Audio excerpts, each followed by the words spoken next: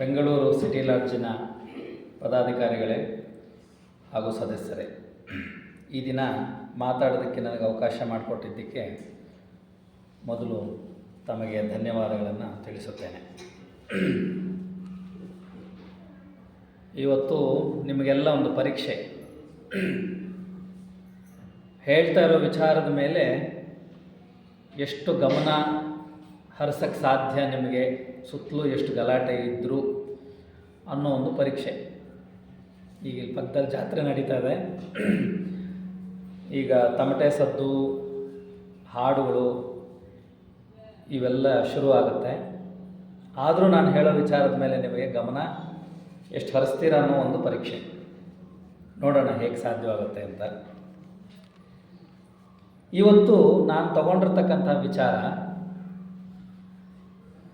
ಆಧುನಿಕ ವಿಜ್ಞಾನ ಮತ್ತು ಜೀವಾತ್ಮ.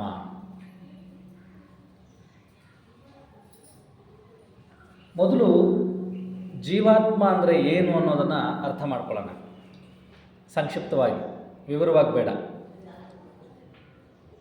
ಜೀವಾತ್ಮ ಅಂದರೆ ಏನು? ಥಿಯಾಸಫಿಸ್ಟರಾದಂಥ ನಮಗೆ ಜೀವಾತ್ಮ ಅನ್ನುವ ಪದ ಬಹುಶಃ ಪ್ರತಿ ಭಾಷಣದಲ್ಲೂ ನಾವು ಕೇಳಿಸ್ಕೊತಾನೆ ಇರ್ತೀವಿ ಅಲ್ವಾ? ಏನು ಜೀವಾತ್ಮ ಅಂದರೆ?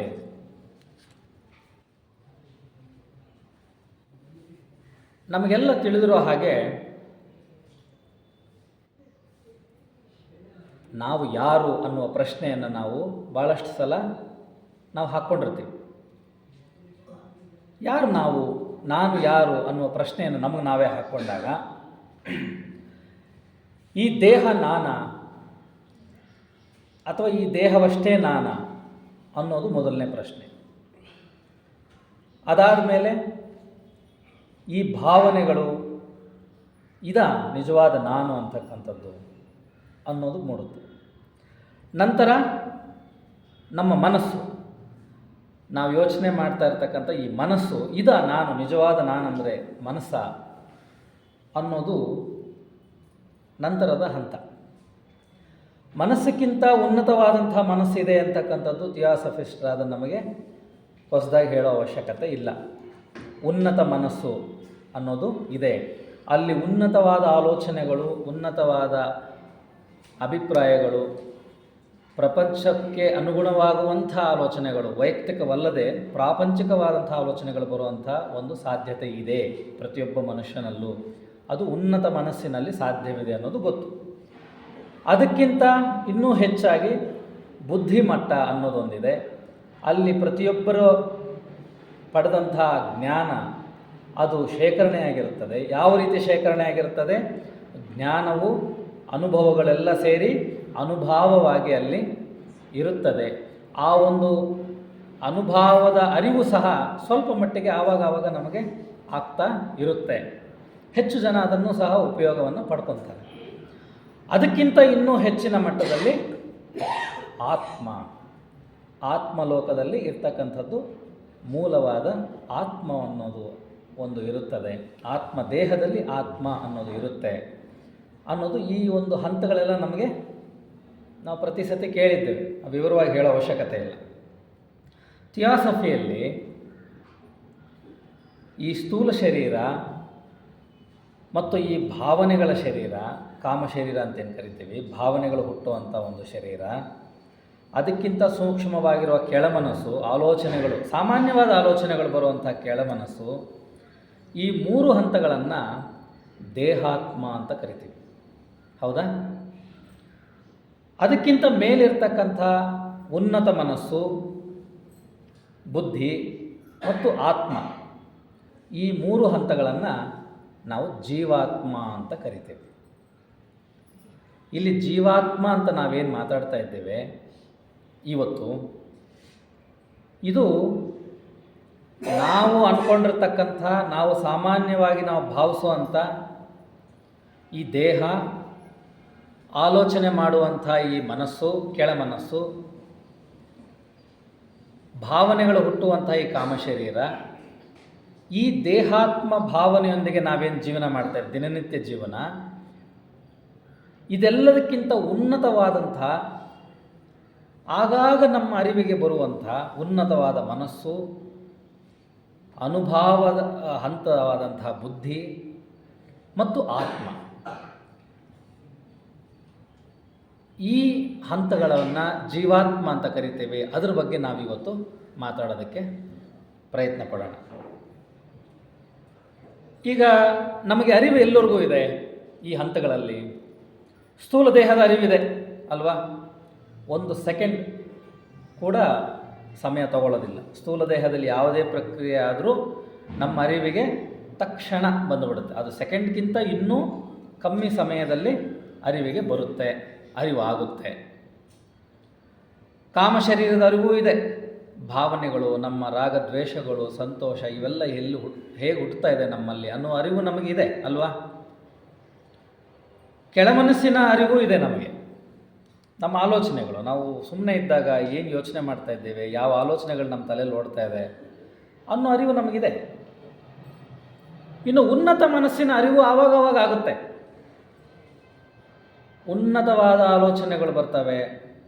ನಮ್ಮ ವೈಯಕ್ತಿಕವಾದಂಥ, ನಮಗೆ ಮಾತ್ರ ಸಂಬಂಧಿಸಿದಲ್ಲದೆ, ನಮ್ಮ ಕುಟುಂಬಕ್ಕಷ್ಟೇ ಸಂಬಂಧಿಸಿದಲ್ಲದೆ, ದೇಶದ ಬಗ್ಗೆ, ಪ್ರಪಂಚದ ಬಗ್ಗೆ, ಬ್ರಹ್ಮಾಂಡದ ಬಗ್ಗೆ ಯೋಚನೆ ಮಾಡಿದಾಗ ಆಗುವಂಥ ಉನ್ನತವಾದಂಥ ಆಲೋಚನೆಗಳು, ಅದು ನಾವು ಸಂಪಾದನೆ ಮಾಡಿರುವ ಜ್ಞಾನದ ಆಧಾರದ ಮೇಲೂ ಒಂದೊಂದು ಸತಿ ಡಿಪೆಂಡ್ ಆಗಿರುತ್ತೆ, ಅದು ಆಧಾರವಾಗಿರುತ್ತೆ. ಉನ್ನತ ಆಲೋಚನೆಗಳು ಬರುವಂಥದ್ದು ಆವಾಗವಾಗ ಅರಿವಾಗುತ್ತೆ, ಸದಾ ಆಗದೇ ಇದ್ದರು. ಇನ್ನು ನಮ್ಮ ಬುದ್ಧಿಯ ಅರಿವು ಇದೆ. ಬುದ್ಧಿ ಅಂದರೆ ನಾವು ಸಾಮಾನ್ಯವಾಗಿ ಬಳಸುವಂಥ ಬುದ್ಧಿ ಬಗ್ಗೆ ಮಾತಾಡ್ತಿಲ್ಲ. ಬುದ್ಧಿ ಒಳ್ಳೆಯದು, ಬುದ್ಧಿ ಸರಿ ಇಲ್ಲ ಅಂತ ಹೇಳ್ತೀವಲ್ಲ, ಅದು ಭಾವನೆಗಳಿಗೆ ಸಂಬಂಧಪಟ್ಟದ್ದಕ್ಕೆ ಬುದ್ಧಿ ಅಂತ ಕರಿತಾ ಇದ್ದೀವಿ. ಬುದ್ಧಿ ಅಂದರೆ ನಮ್ಮ ಈ ಎಲ್ಲ ಅನುಭವಗಳು, ಜೀವನದಲ್ಲಿ ನಾವು ಪಡೆದಂಥ ಎಲ್ಲ ಅನುಭವಗಳ ಸಾರಾಂಶ, ಅನುಭವವಾಗಿ ನಾವೇನು ಸಂಪಾದನೆ ಮಾಡಿರ್ತೀವಿ, ಅದು ಬುದ್ಧಿ ಮಟ್ಟದಲ್ಲಿ ಇರುವಂಥದ್ದು. ಆ ಅನುಭವದ ಅರಿವು ಸಹ ನಮಗೆ ಆವಾಗವಾಗ ಆಗುತ್ತೆ. ಸದಾ ಕಾಲ ಆಗದೇ ಇದ್ದರೂ ಇಷ್ಟು ವಯಸ್ಸಾಗಿ, ಇಷ್ಟು ವರ್ಷಗಳೆಲ್ಲ ನೀವು ನಿಮ್ಮ ಅನುಭವದಲ್ಲಿ, ಸಂಸಾರದಲ್ಲಾಗಿರಲಿ, ಪ್ರಪಂಚದಲ್ಲಾಗಿರಲಿ, ವೈಯಕ್ತಿಕವಾಗಿರಲಿ, ಅಥವಾ ಇಂಥ ಆಧ್ಯಾತ್ಮ ಸಂಸ್ಥೆಗಳಾಗಿರಲಿ, ಕೇಳಿರ್ತಕ್ಕಂಥ ಎಲ್ಲ ವಿಚಾರಗಳು, ಆಗಿರ್ತಕ್ಕಂಥ ಎಲ್ಲ ಅನುಭವಗಳು, ಇವುಗಳಿಂದ ಏನೋ ಒಂದು ಪಾಠವನ್ನು ಕಲ್ತಿರ್ತೀರ, ಅದು ನಿಮ್ಮಲ್ಲಿ ಶೇಖರಣೆ ಆಗಿರುತ್ತೆ. ಹೌದಾ? ಆಗಾಗ ನಿಮಗೆ ಅದು ಅರಿವಾಗುತ್ತೆ. ಅಂಥ ಒಂದು ಸಮಯ ಬಂದಾಗ, ಅಂಥ ಒಂದು ಸಂದರ್ಭ ಬಂದಾಗ, ಇಲ್ಲ ಇದರ ಅನುಭವ ನನಗೆ ಮೊದಲೇ ಆಗಿತ್ತು, ಇದರಿಂದ ಈಗ ಆಗುತ್ತೆ ಅನ್ನೋ ಒಂದು ಇಂಟ್ಯೂಷನ್ ನಿಮಗೆ ಕೆಲಸ ಮಾಡುತ್ತೆ. ಆದರೆ ಆತ್ಮನ ಅರಿವು ಬುದ್ಧಿ ಮಟ್ಟಕ್ಕಿಂತ, ಅನುಭವ ಮಟ್ಟಕ್ಕಿಂತ ಹೆಚ್ಚಾಗಿ ಇನ್ನೂ ಸೂಕ್ಷ್ಮವಾಗಿರ್ತಕ್ಕಂಥ ಆತ್ಮನ ಅರಿವು, ಅದನ್ನು ನಾವು ಪಡ್ಕೊಳ್ಳೋ ಪ್ರಯತ್ನದಲ್ಲಿದ್ದೇವೆ. ಅರಿವು ಆಗಿಲ್ಲ ಅಂತ ಹೇಳೋದಕ್ಕೆ ಸಾಧ್ಯವಿಲ್ಲ. ಪಡೆದುಕೊಳ್ಳುವಂಥ ಒಂದು ಪ್ರಯತ್ನದಲ್ಲಿ ನಾವೆಲ್ಲ ಇದ್ದೇವೆ. ಈಗ ಆಧುನಿಕ ವಿಜ್ಞಾನ ಯಾವುದನ್ನು ಒಪ್ಕೊಳ್ಳುತ್ತೆ, ಯಾವುದನ್ನು ಒಪ್ಕೊಳ್ಳೋದಿಲ್ಲ ಅನ್ನೋದ್ರ ಬಗ್ಗೆ ಸ್ವಲ್ಪ ಚರ್ಚೆ ಮಾಡಿದಾಗ, ವಿಜ್ಞಾನ ಯಾವುದನ್ನು ಒಪ್ಕೊಳ್ಳುತ್ತೆ? ಆಧುನಿಕ ವಿಜ್ಞಾನ, ಸೈನ್ಸ್ ಅಂತ ನಾವೇನು ಕರಿತೀವಿ, ಮಾಡ್ರನ್ ಸೈನ್ಸ್, ಯಾವುದನ್ನು ಒಪ್ಕೊಳ್ಳುತ್ತೆ? ಯಾವುದು ಕಣ್ಣಿಗೆ ಕಾಣುತ್ತಾ ಇದೆ ಅಲ್ವಾ? ಆಧುನಿಕ ವಿಜ್ಞಾನದಲ್ಲಿ ಮೊದಲು ಕಣ್ಣಿಗೆ ಕಾಣುವ ಎಲ್ಲ ವಸ್ತುಗಳನ್ನು, ಎಲ್ಲ ರೂಪಗಳನ್ನು ಒಪ್ಪಿಕೊಳ್ಳುತ್ತೆ, ಅದರ ಬಗ್ಗೆ ಪರಿಶೀಲನೆಯನ್ನು ಮಾಡುತ್ತೆ. ಚಟುವಟಿಕೆ ಇರುವ, ಕಣ್ಣು ಕಾಣದೇ ಇದ್ದರೂ ಅದರ ಚಟುವಟಿಕೆ ನಮಗೆ ಗೋಚರವಾಗಬೇಕು. ಗಾಳಿ ಕಣ್ಣು ಕಾಣೋದಿಲ್ಲ, ಅದರ ಚಟುವಟಿಕೆ ಗೊತ್ತಾಗುತ್ತೆ. ಶಬ್ದ ಕಣ್ಣು ಕಾಣಲ್ಲ, ಆದರೆ ಅದರ ಚಟುವಟಿಕೆ ನಮಗೆ ಗೊತ್ತಾಗ್ತಾ ಇದೆ. ಬೆಳಕು, ಬೆಳಕಿನಿಂದ ನಮಗೆ ಕಣ್ಣಿಗೆ ಎಲ್ಲ ರೂಪಗಳು ಕಾಣುತ್ತೆ, ಆದರೆ ಬೆಳಕೇ ನಮಗೆ ಕಾಣುತ್ತಾ? ಇಲ್ಲ. ಯಾಕಂದರೆ ಬೆಳಕು ಬರ್ತಾ ಇರತಕ್ಕಂಥ ಆ ಒಂದು ಸೋರ್ಸ್ ಏನಿದೆ, ಒಂದು ಬಲ್ಬ್ ಆಗಲಿ, ಒಂದು ಸೂರ್ಯನೇ ಆಗಲಿ, ಅದನ್ನು ದಿಟ್ಟಿಸಿ ನೋಡಿದಾಗ ಮತ್ತೆ ಕಣ್ಣು ಮಂಜಾಗುತ್ತೆ ಅಥವಾ ಕಾಣದಂತಾಗುತ್ತೆ. ಆದರೆ ಅದರ ಪ್ರಭಾವ ನಮಗೆ ಗೊತ್ತಾಗುತ್ತೆ. ಹಾಗಾಗಿ ಅದನ್ನು ಸಹ ವಿಜ್ಞಾನ ಒಪ್ಪುತ್ತೆ. ಮತ್ತು ಕಾರ್ಯಗತವಾಗಿರುವ, ಯಾವುದು ಕಾರ್ಯಗತವಾಗಿದೆ, ಕೆಲಸ ಮಾಡ್ತಾ ಇದೆ, ಅದನ್ನು ವಿಜ್ಞಾನ ಒಪ್ಪುತ್ತೆ. ಉದಾಹರಣೆಗೆ ನಮ್ಮ ಆಲೋಚನೆಗಳು ಕೆಲಸ ಮಾಡ್ತಾ ಇರ್ತಕ್ಕಂಥದ್ದು, ಆಲೋಚನೆಗಳು ಮನಸ್ಸಿನಲ್ಲಿ ಹುಟ್ಟುವಂಥದ್ದು, ಅದರ ಒಂದು ಪ್ರಭಾವ, ವಿಜ್ಞಾನ ಇದನ್ನೆಲ್ಲ ಒಪ್ಪುತ್ತೆ. ಹೌದಾ? ಆಲೋಚನೆಗಳು ಕಾಣಿಸುತ್ತೆ ನಿಮಗೆ, ನಿಮ್ಮ ಮನಸ್ಸು, ಪ್ರತಿಯೊಬ್ಬ ಮನುಷ್ಯನಲ್ಲಿರ್ತಕ್ಕಂಥ ಆಲೋಚನೆಗಳು ಕಾಣದೇ ಇರುತ್ತೆ. ಆದರೆ ಅದರ ಪ್ರಭಾವ, ಅದರ ಕಾರ್ಯಚಟುವಟಿಕೆ, ಅದರ ಕಾರ್ಯಕ್ಷೇತ್ರ ಇವೆಲ್ಲವನ್ನು ವಿಜ್ಞಾನದಲ್ಲಿ ಸಾಬೀತುಪಡಿಸ್ಬೋದು. ಹಾಗಾಗಿ ವಿಜ್ಞಾನ ಅದನ್ನೂ ಸಹ ಒಪ್ಪುತ್ತೆ. ಯಾವುದನ್ನು ಅಳೆಯಲು ಸಾಧ್ಯವೋ, ಯಾವುದನ್ನು ರೆಕಾರ್ಡ್ ಮಾಡಲು, ಅಳೆಯಲು, ಮೆಷರ್ ಮಾಡಲು ಸಾಧ್ಯವೋ ಅವೆಲ್ಲವನ್ನು ವಿಜ್ಞಾನ ಒಪ್ಪುತ್ತೆ. ಹಾಗಾದರೆ ಯಾವುದನ್ನು ವಿಜ್ಞಾನ ಇಲ್ಲಿವರೆಗೂ ಒಪ್ಕೊಂಡಿದೆ? ಸ್ಥೂಲ ದೇಹವನ್ನು ಒಪ್ಕೊಂಡಿದೆ. ಅಂದರೆ ಸ್ಥೂಲ ದೇಹದ ಬಗ್ಗೆ ವಿಜ್ಞಾನ ಭಾಳಷ್ಟು ಅಧ್ಯಯನ ಮಾಡಿದೆ. ಕಾಮಶರೀರ, ಭಾವನೆಗಳ ಬಗ್ಗೆ ಅಧ್ಯಯನ ಅದೂ ಆಗಿದೆ. ವಿಜ್ಞಾನದಲ್ಲಿ ಭಾವನೆಗಳು, ಕೋಪ, ಸಂತೋಷ, ರಾಗ, ದ್ವೇಷಗಳು, ಅಸೂಯೆ ಇವೆಲ್ಲದರ ಬಗ್ಗೆನೂ ಸಹ ಇವು ಯಾಕೆ ಹುಟ್ಟುತ್ತೆ ಮನುಷ್ಯನಲ್ಲಿ, ಯಾವ ರೀತಿ ಹುಟ್ಟುತ್ತೆ ಅನ್ನೋದು ಸಂಪೂರ್ಣವಾದ ಅಧ್ಯಯನ ವಿಜ್ಞಾನದಲ್ಲಿ ನಮಗೆ ಸಿಗುತ್ತೆ. ಕೆಳಮನಸ್ಸಿನಲ್ಲಾಗೋ ಆಲೋಚನೆಗಳ ಬಗ್ಗೆನೂ ವಿಜ್ಞಾನ ಬಹಳಷ್ಟು ಅಧ್ಯಯನ ಮಾಡಿದೆ. ಒಬ್ಬ ವ್ಯಕ್ತಿಯಲ್ಲಿ ಯಾವ್ಯಾವ ರೀತಿ ಆಲೋಚನೆಗಳು ಬರ್ತಾ ಇದೆ, ಯಾವ ಆಲೋಚನೆಗಳಿಗೆ ಆ ವ್ಯಕ್ತಿ ಯಾವ ರೀತಿ ನಡ್ಕೊತಾ ಇದ್ದಾನೆ, ಯಾವ ಸಂದರ್ಭದಲ್ಲಿ ಯಾವ ರೀತಿ ಆಲೋಚನೆ ಮಾಡ್ತಾನೆ, ಅದು ಸಹ ಮನೋಶಾಸ್ತ್ರ ಅಂತ ಕರೀತಾರೆ, ಮನೋವಿಜ್ಞಾನ ಅಂತ ಕರೀತಾರೆ, ಸೈಕಾಲಜಿ ಅಂತ ಏನು ಕರಿತೀವಿ. ಅದರಲ್ಲಿ ಸಂಪೂರ್ಣವಾದ ಅಧ್ಯಯನ ಆಗಿದೆ. ಉನ್ನತ ಮನಸ್ಸಿನ ಅಧ್ಯಯನವೂ ಆಗಿದೆ. ಕೆಲವು ಉನ್ನತ ಕೆಲಸಗಳನ್ನು ಮಾಡಿದಂಥ ವ್ಯಕ್ತಿಗಳ ಅವರ ಮನಸ್ಸನ್ನು ಸಹ ವಿಜ್ಞಾನ ಅಧ್ಯಯನ ಮಾಡಿದೆ. ಯಾಕೆ ಇಂಥವ್ರಿಗೆ ಇಷ್ಟು ಉನ್ನತವಾದಂಥ ಕೆಲಸಗಳು ಅಥವಾ ವೈಜ್ಞಾನಿಕ ಸಂಶೋಧನೆಗಳು ಮಾಡೋದಕ್ಕೆ ಸಾಧ್ಯವಾಯಿತು ಅಂಥೇಳಿ ಅವರ ಒಂದು ಬ್ರೈನ್ ಸ್ಟ್ರಕ್ಚರನ್ನು ಸಹ ವಿಜ್ಞಾನದಲ್ಲಿ ಅದನ್ನು ಸ್ಟಡಿ ಮಾಡುವಂಥ, ಅದನ್ನು ಅಧ್ಯಯನ ಮಾಡುವಂಥ ಪ್ರಯತ್ನ ಮಾಡಿದ್ದಾರೆ. ಬುದ್ಧಿಯ ಅಧ್ಯಯನವೂ ಆಗಿದೆ ಅಲ್ವಾ? ಇಷ್ಟು ಅನುಭವಗಳನ್ನು ಪಡ್ಕೊಂಡಂಥವರಿಗೆ ಯಾವ ರೀತಿಯ ಅನುಭವ ಸಾಧ್ಯವಾಗಿದೆ, ಅದರಿಂದ ಅವರ ಒಂದು ಮೆದುಳು ಎಷ್ಟು ಬೆಳವಣಿಗೆಯಾಗಿದೆ ಅಂತಕ್ಕಂಥದ್ದು ಮೆದುಳಿಗೆ ಸಂಬಂಧಿಸಿ ಈ ಎಲ್ಲ ಅಧ್ಯಯನಗಳು ಆಗಿರುತ್ತದೆ, ವಿಜ್ಞಾನ ಒಪ್ಪುತ್ತದೆ. ಆದರೆ ಸಾಮಾನ್ಯವಾಗಿ ಆತ್ಮನ ಬಗ್ಗೆ ಬಂದಾಗ ಇಲ್ಲಿ ವಿಜ್ಞಾನಕ್ಕೂ ಆಧ್ಯಾತ್ಮಕ್ಕೂ ಕೆಲವು ಪ್ರಶ್ನೆಗಳು ಮೂಡುತ್ತೆ. ಆತ್ಮನ ಬಗ್ಗೆ ವಿಜ್ಞಾನ ಎಷ್ಟು ಅಧ್ಯಯನವನ್ನು ಮಾಡಿದೆ? ವಿಜ್ಞಾನ ಆತ್ಮನನ್ನು ಒಪ್ಪುತ್ತದೆಯೇ? ಆತ್ಮ ಅನ್ನೋದು ಇದೆ ಪ್ರತಿಯೊಬ್ಬ ಮನುಷ್ಯನಲ್ಲೂ. ಅವನ ದೇಹಗಳಷ್ಟೇ ಅಲ್ಲ, ಅವನ ಭಾವನೆಗಳಷ್ಟೇ ಅಲ್ಲ, ಆಲೋಚನೆಗಳಷ್ಟೇ ಅಲ್ಲ, ಅವನಲ್ಲಿ ಆತ್ಮ ಅಂತಕ್ಕಂಥದ್ದು ಶಾಶ್ವತವಾದಂಥ ಒಂದು ರೂಪವೂ ಅಲ್ಲ, ಶಾಶ್ವತವಾದಂಥ ಒಂದು ತತ್ವ ಅವನಲ್ಲಿ ಇದೆ ಅನ್ನೋದು ವಿಜ್ಞಾನ ಒಪ್ಪುತ್ತದೆಯೇ? ಈ ಪ್ರಶ್ನೆಗೆ ವಿಜ್ಞಾನದಲ್ಲಿ ಉತ್ತರಗಳು ಸಿಗುತ್ತದೆಯೇ, ಆಧುನಿಕ ವಿಜ್ಞಾನದಲ್ಲಿ ಅಂತಕ್ಕಂಥದ್ದನ್ನು ನಾವು ಸ್ವಲ್ಪ ಯೋಚನೆ ಮಾಡೋಣ.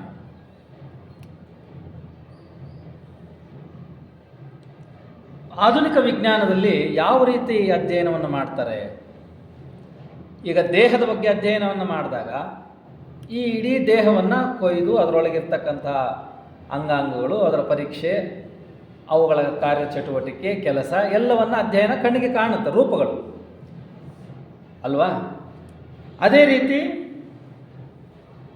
ಕಣ್ಣಿಗೆ ಕಾಣದೇ ಇರತಕ್ಕಂಥ ಚಟುವಟಿಕೆಗಳಾದಂಥ ಭಾವನೆಗಳು, ಆಲೋಚನೆಗಳು, ಜ್ಞಾಪಕ ಶಕ್ತಿ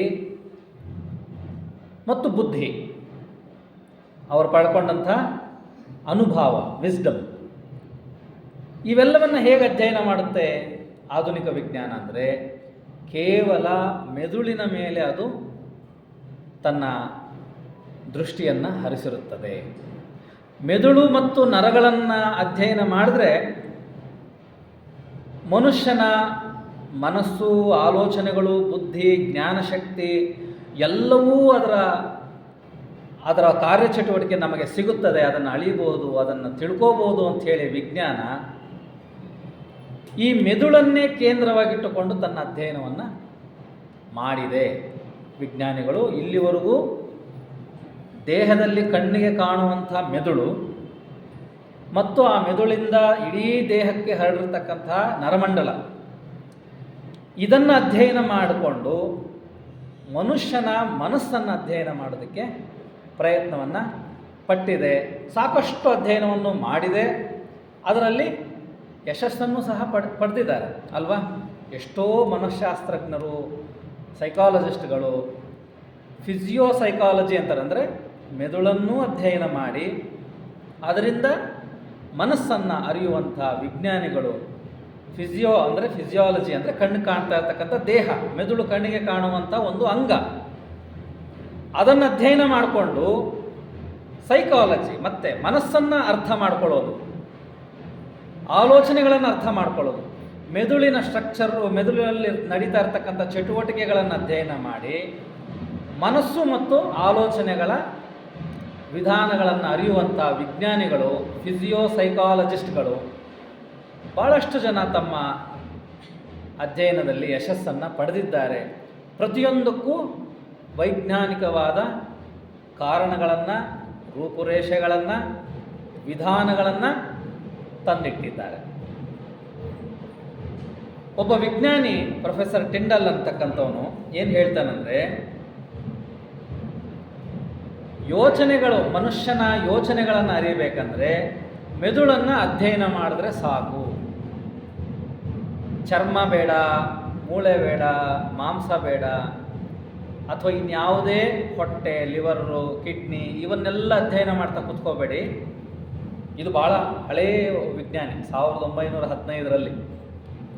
ಈಗಿನ ವಿಜ್ಞಾನ ಭಾಳ ಮುಂದುವರೆದಿದೆ, ಆದರೆ ಒಬ್ಬ ಹಳೆಯ ವಿಜ್ಞಾನಿ ಆವಾಗ ಹೇಳಿದಂಥ ಮಾತು, ನೀವು ಮೆದುಳನ್ನಷ್ಟೇ ಅಧ್ಯಯನ ಮಾಡಿ ಮನುಷ್ಯನ ಮನಸ್ಸು ಮತ್ತು ಅವನ ಆಲೋಚನೆಗಳು, ಭಾವನೆಗಳು, ಅವನ ಬುದ್ಧಿ, ಅವನ ಜ್ಞಾಪಕ ಶಕ್ತಿ ಎಲ್ಲವೂ ಅರ್ಥವಾಗಿಬಿಡುತ್ತೆ ಅಂಥೇಳಿ ಅವನು ಆಗ ಒಂದು ಈ ಸ್ಟೇಟ್ಮೆಂಟನ್ನು ಕೊಡ್ತಾನೆ.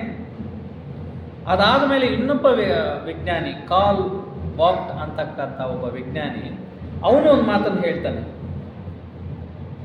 ಏನಂದರೆ, ಈ ಪಿತ್ತಕೋಶ, ಲಿವರ್ ಏನಿದೆ ಅದರಲ್ಲಿ ಪಿತ್ತ ರಸ, ಬೈಲ್ ಜ್ಯೂಸ್ ಅಂತಾರಲ್ಲ, ಬೈಲ್ ಜ್ಯೂಸ್, ಪಿತ್ತಕೋಶ ಹೇಗೆ ಪಿತ್ತರಸವನ್ನು ಉತ್ಪಾದನೆ ಮಾಡುತ್ತದೆಯೋ ದೇಹದಲ್ಲಿ, ಹಾಗೆ ಮೆದುಳು ಯೋಚನೆಗಳನ್ನು ಉತ್ಪಾದನೆ ಮಾಡುತ್ತದೆ ಅಂತಕ್ಕಂಥ ಒಂದು ಮಾತನ್ನು ಹೇಳ್ತಾರೆ. ಈ ಎರಡು ವಿಜ್ಞಾನಿಗಳ ಆಧಾರವಾಗಿ ಮನಃಶಾಸ್ತ್ರ ಭಾಳಷ್ಟು ದೂರ ಬೆಳ್ಕೊಂಡು ಬರುತ್ತೆ.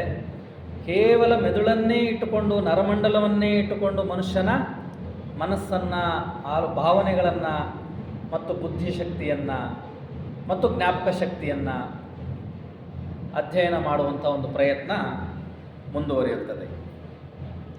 ಈ ಪ್ರಯತ್ನದಲ್ಲಿ ಇಡೀ ನರಮಂಡಲದ ಸಂಪೂರ್ಣ ನಕ್ಷೆ ವಿಜ್ಞಾನ ಕಂಡುಹಿಡಿದಿದೆ. ಇಡೀ ಮೆದುಳಿನ ಸಂಪೂರ್ಣ ಆಕಾರ, ನಕ್ಷೆ, ಪ್ರತಿಯೊಂದು ವಿಜ್ಞಾನ ಇಲ್ಲಿವರೆಗೂ ಕಂಡುಹಿಡ್ಕೊಂಡು ಬಂದಿದೆ. ಪ್ರತಿಯೊಂದು ಕ್ರಿಯೆಗೂ, ದೇಹದ ಮೇಲಾಗುವ ಪ್ರತಿಯೊಂದು ಕ್ರಿಯೆಗೂ ಅದು ಮೆದುಳಿಗೆ ಹೇಗೆ ತನ್ನ ಸಂವೇದನೆಗಳನ್ನು ಕಳಿಸುತ್ತೆ ಅನ್ನೋದನ್ನು ಅಧ್ಯಯನ ಮಾಡಿದ್ದಾರೆ. ಮತ್ತು ಮೆದುಳಲ್ಲಿ ಆಗುವಂತಹ ಕ್ರಿಯೆಗಳು, ಆಲೋಚನೆಗಳು ಇವು ದೇಹದ ಮೇಲೆ ಹೇಗೆ ಪ್ರಭಾವವನ್ನು ಬೀರ್ತವೆ ಅಂತಕ್ಕಂಥ ಅಧ್ಯಯನವನ್ನು ವಿಜ್ಞಾನ ಈಗಾಗಲೇ ಮಾಡಿದೆ. ಇಷ್ಟೆಲ್ಲ ವಿಜ್ಞಾನ ಮುಂದುವರೆದ್ರು ಯಾವ ಹಂತಕ್ಕೆ ಅಂದರೆ, ಒಂದು ನರದಿಂದ ಪಕ್ಕದಲ್ಲಿರ್ತಕ್ಕಂಥ ನರಮಂಡಲದಲ್ಲಿರ್ತಕ್ಕಂಥ ನರಗಳ ಸರಪಳಿ ಏನಿದೆ, ಒಂದರಿಂದ ಇನ್ನೊಂದಕ್ಕೆ ಒಂದು ಮೆಸೇಜ್ ಹೇಗೆ ಪಾಸ್ ಆಗುತ್ತೆ, ಯಾವ ಕೆಮಿಕಲ್ ಅಲ್ಲಿ ಕೆಲಸ ಮಾಡುತ್ತೆ, ಯಾವ ಆಟಮ್ಸ್ಗಳು ಅಲ್ಲಿ ಚಲಾವಣೆಗೊಳ್ಳುತ್ತವೆ, ಇಷ್ಟರ ಮಟ್ಟಿಗೆ ಕಣ್ಣಿಗೆ ಕಾಣದೇ ಇರತಕ್ಕಂಥ ಒಂದು ಸೂಕ್ಷ್ಮವಾದಂಥ ಒಂದು ನರಕೋಶದವರೆಗೂ ವಿಜ್ಞಾನ ಇಲ್ಲಿವರೆಗೂ ಅಧ್ಯಯನವನ್ನು ಮಾಡಿ ಪ್ರತಿಯೊಂದಕ್ಕೂ ಒಂದು ಆಧಾರವನ್ನು, ವೈಜ್ಞಾನಿಕ ಆಧಾರವನ್ನು ಕೊಡೋದಕ್ಕೆ ಪ್ರಯತ್ನವನ್ನು ಪಟ್ಟಿದೆ. ಆದರೆ ವಿಜ್ಞಾನಕ್ಕೆ ಸಂಪೂರ್ಣವಾದ ಪ್ರತಿಯೊಂದು ಪ್ರಶ್ನೆಗೂ ಉತ್ತರಗಳು ಸಿಕ್ಕಿವೆಯೇ? ಇಲ್ಲಿವರೆಗೂ ಉತ್ತರಿಸಲಾಗದಂಥ, ಆಧುನಿಕ ವಿಜ್ಞಾನವು ಉತ್ತರಿಸಲಾಗದಂಥ ಹಲವಾರು ಪ್ರಶ್ನೆಗಳು ಹಾಗೆ ಉಳ್ಕೊಂಡಿವೆ. ಯಾವ ರೀತಿಯ ಪ್ರಶ್ನೆಗಳು? ವಿಜ್ಞಾನದಲ್ಲಿ ಉಳ್ಕೊಂಡಿರ್ತಕ್ಕಂಥದ್ದು. ಒಂದು ಉದಾಹರಣೆಯನ್ನು ಕೊಡ್ತೀನಿ ಇಲ್ಲಿ. ವೈಜ್ಞಾನಿಕವಾಗಿ ಡ್ರೀಮ್ಸ್, ಸ್ವಪ್ನಗಳು, ಇವುಗಳ ಅಧ್ಯಯನವನ್ನು ಮಾಡ್ತಾರೆ. ಒಬ್ಬ ಮನುಷ್ಯನಿಗೆ ಸ್ವಪ್ನಗಳು ಬರುತ್ತೆ, ಹೌದಾ? ನಾವೆಲ್ಲ ಹೋಗ್ತೀವಿ, ಕನಸು ಬೀಳುತ್ತೆ ನಮಗೆ. ವೈಜ್ಞಾನಿಕವಾಗಿ ಕನಸನ್ನು ಅಧ್ಯಯನ ಮಾಡಿದ್ದಾರೆ. ಇದೇನು ಹೊಸದಲ್ಲ, ಇದು ಹಳೆಯ ಒಂದು ವಿಜ್ಞಾನ ಸಿದ್ಧಾಂತ. ಕನಸುಗಳು ಯಾಕೆ ಬರ್ತವೆ, ಯಾವ ರೀತಿ ಕನಸುಗಳು ಬೀಳ್ತವೆ, ಈ ವ್ಯಕ್ತಿಗೆ ಈ ರೀತಿ ಕನಸು ಬಿತ್ತಂದ್ರೆ ಅದಕ್ಕೆ ಕಾರಣ ಏನು, ಎಲ್ಲವೂ ವೈಜ್ಞಾನಿಕವಾಗಿ ಸಾಬೀತು ಪಡಿಸಿದ್ದಾರೆ. ಆದರೂ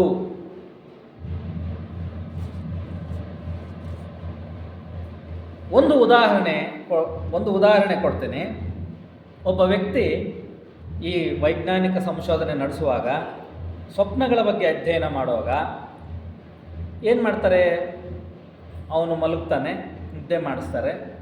ಅವನು ನಿದ್ದೆ ಮಾಡಿದ್ಮೇಲೆ ಒಂದು ಚೂಪಾದ ಕತ್ತಿಯನ್ನು ತಗೊಂಡು ಅವನ ಕುತ್ತಿಗೆಯ ಹಿಂಭಾಗದಲ್ಲಿ ಸುಮ್ಮನೆ ಟಚ್ ಮಾಡ್ತಾರೆ, ಹೀಗೆ ಮುಟ್ತಾರೆ. ಮುಟ್ಟಿ ಆ ಕತ್ತಿಯನ್ನು ಪಕ್ಕಕ್ಕೆ ಇಡೋ ಅಷ್ಟರಲ್ಲಿ ಸ್ವಲ್ಪ ಹೊತ್ತಿಗೆ ಅವನಿಗೆ ಎಚ್ಚರವಾಗುತ್ತೆ. ಈ ವೈಜ್ಞಾನಿಕ ಪದ್ಧತಿಯಲ್ಲಿ ಏನೋ ಒಂದು ಈ ರೀತಿ ಮಾಡೋದು, ಅವನು ಎದ್ದ ಮೇಲೆ ಯಾವ ರೀತಿಯ ಸ್ವಪ್ನಗಳು ಬಂತು ನಿನಗೆ ಅಂಥೇಳಿ ಅವನಿಂದ ಕೇಳಿ ಬರ್ಕೊಳ್ಳೋದು. ಇದೇ ಪದ್ಧತಿ ಅಲ್ವಾ, ವಿಜ್ಞಾನಿಗಳು ಮಾಡುವಂಥದ್ದು ಅದೇ. ಈ ವ್ಯಕ್ತಿಗೆ ಆ ಚೂಪಾದ ಕತ್ತಿಯನ್ನು ಕುತ್ತಿಗೆ ಹಿಂಭಾಗದಲ್ಲಿ ಟಚ್ ಮಾಡಿ ನಂತರ ಅವನು ಎದ್ದ ಮೇಲೆ ಏನು ಕನಸು ಬಿತ್ತು ಅಂತ ಹೇಳಿ ಕೇಳ್ತಾರೆ. ಅವಾಗ ಅವನು ಏನು ಹೇಳ್ತಾನೆ, ಯಾವ ರೀತಿ ಕನಸು ಬಂತು ಅಂದರೆ, ನಾನೊಂದು ಘೋರವಾದ ಅಪರಾಧವನ್ನು ಮಾಡಿ ಪೊಲೀಸರು ಬಂದು ನನ್ನನ್ನು ಹುಡುಕಿ ಹಿಡ್ಕೊಂಡು ಹೋಗಿ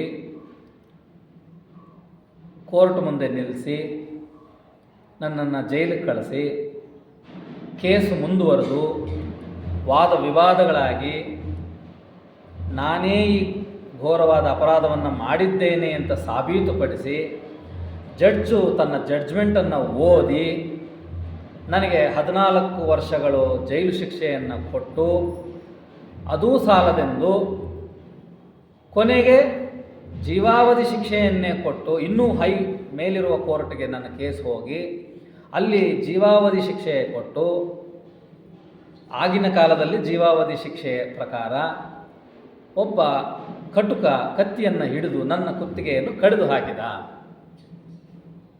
ಈ ಸ್ವಪ್ನ ಬಂತು ಅಂತ ಹೇಳ್ತಾರೆ. ಇದು ನಿಜವಾದ ರೆಕಾರ್ಡ್ ಆಗಿರ್ತಕ್ಕಂಥ ವಿಜ್ಞಾನದಲ್ಲಿ, ಮನಃಶಾಸ್ತ್ರದಲ್ಲಿ ರೆಕಾರ್ಡ್ ಆಗಿರ್ತಕ್ಕಂಥ ಉದಾಹರಣೆ. ನಿಜ ಜೀವನದಲ್ಲಿ ಅವನು ಮಲಗಿದ್ದಾಗ ಇವ್ರು ಮಾಡಿದ್ದು ಒಂದೇ, ಸ್ಟಿಮುಲಸ್ ಅಂತಾರೆ. ಇವರು ಏನು, ಚೂಪಾದ ಕತ್ತಿಯಿಂದ ಅವನ ಕುತ್ತಿಗೆಯ ಹಿಂಭಾಗಕ್ಕೆ ಮುಟ್ಟಿದ್ರಷ್ಟೇ. ಇದು ಅವನ ಮೆದುಳಲ್ಲಿ ಇಷ್ಟೊಂದು ಕಥೆಯನ್ನು ಸೃಷ್ಟಿ ಮಾಡಿ ಅವನಿಗೆ ಒಂದು ಸ್ವಪ್ನವನ್ನು ತೋರಿಸು. ಹಾಗಾದರೆ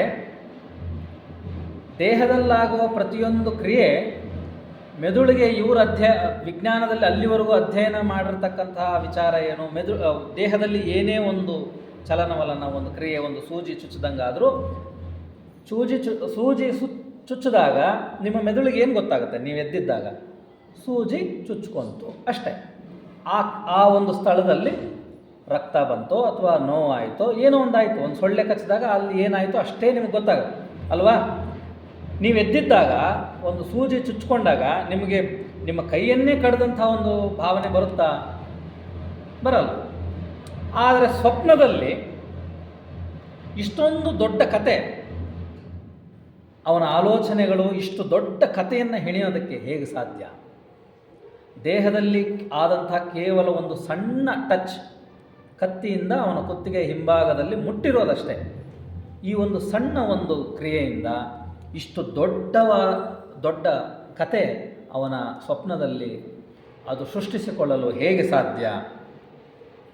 ಅಂದರೆ ಸ್ವಪ್ನಾವಸ್ಥೆಯಲ್ಲಿದ್ದಾಗ, ಮಲಗಿದ್ದಾಗ ಯಾವ ಪ್ರಜ್ಞೆ ಕೆಲಸ ಮಾಡ್ತಾ ಇದೆ ಅಂತಕ್ಕಂಥ ಒಂದು ಪ್ರಶ್ನೆಯನ್ನು ಹಾಕ್ಕೊಳ್ತಾರೆ.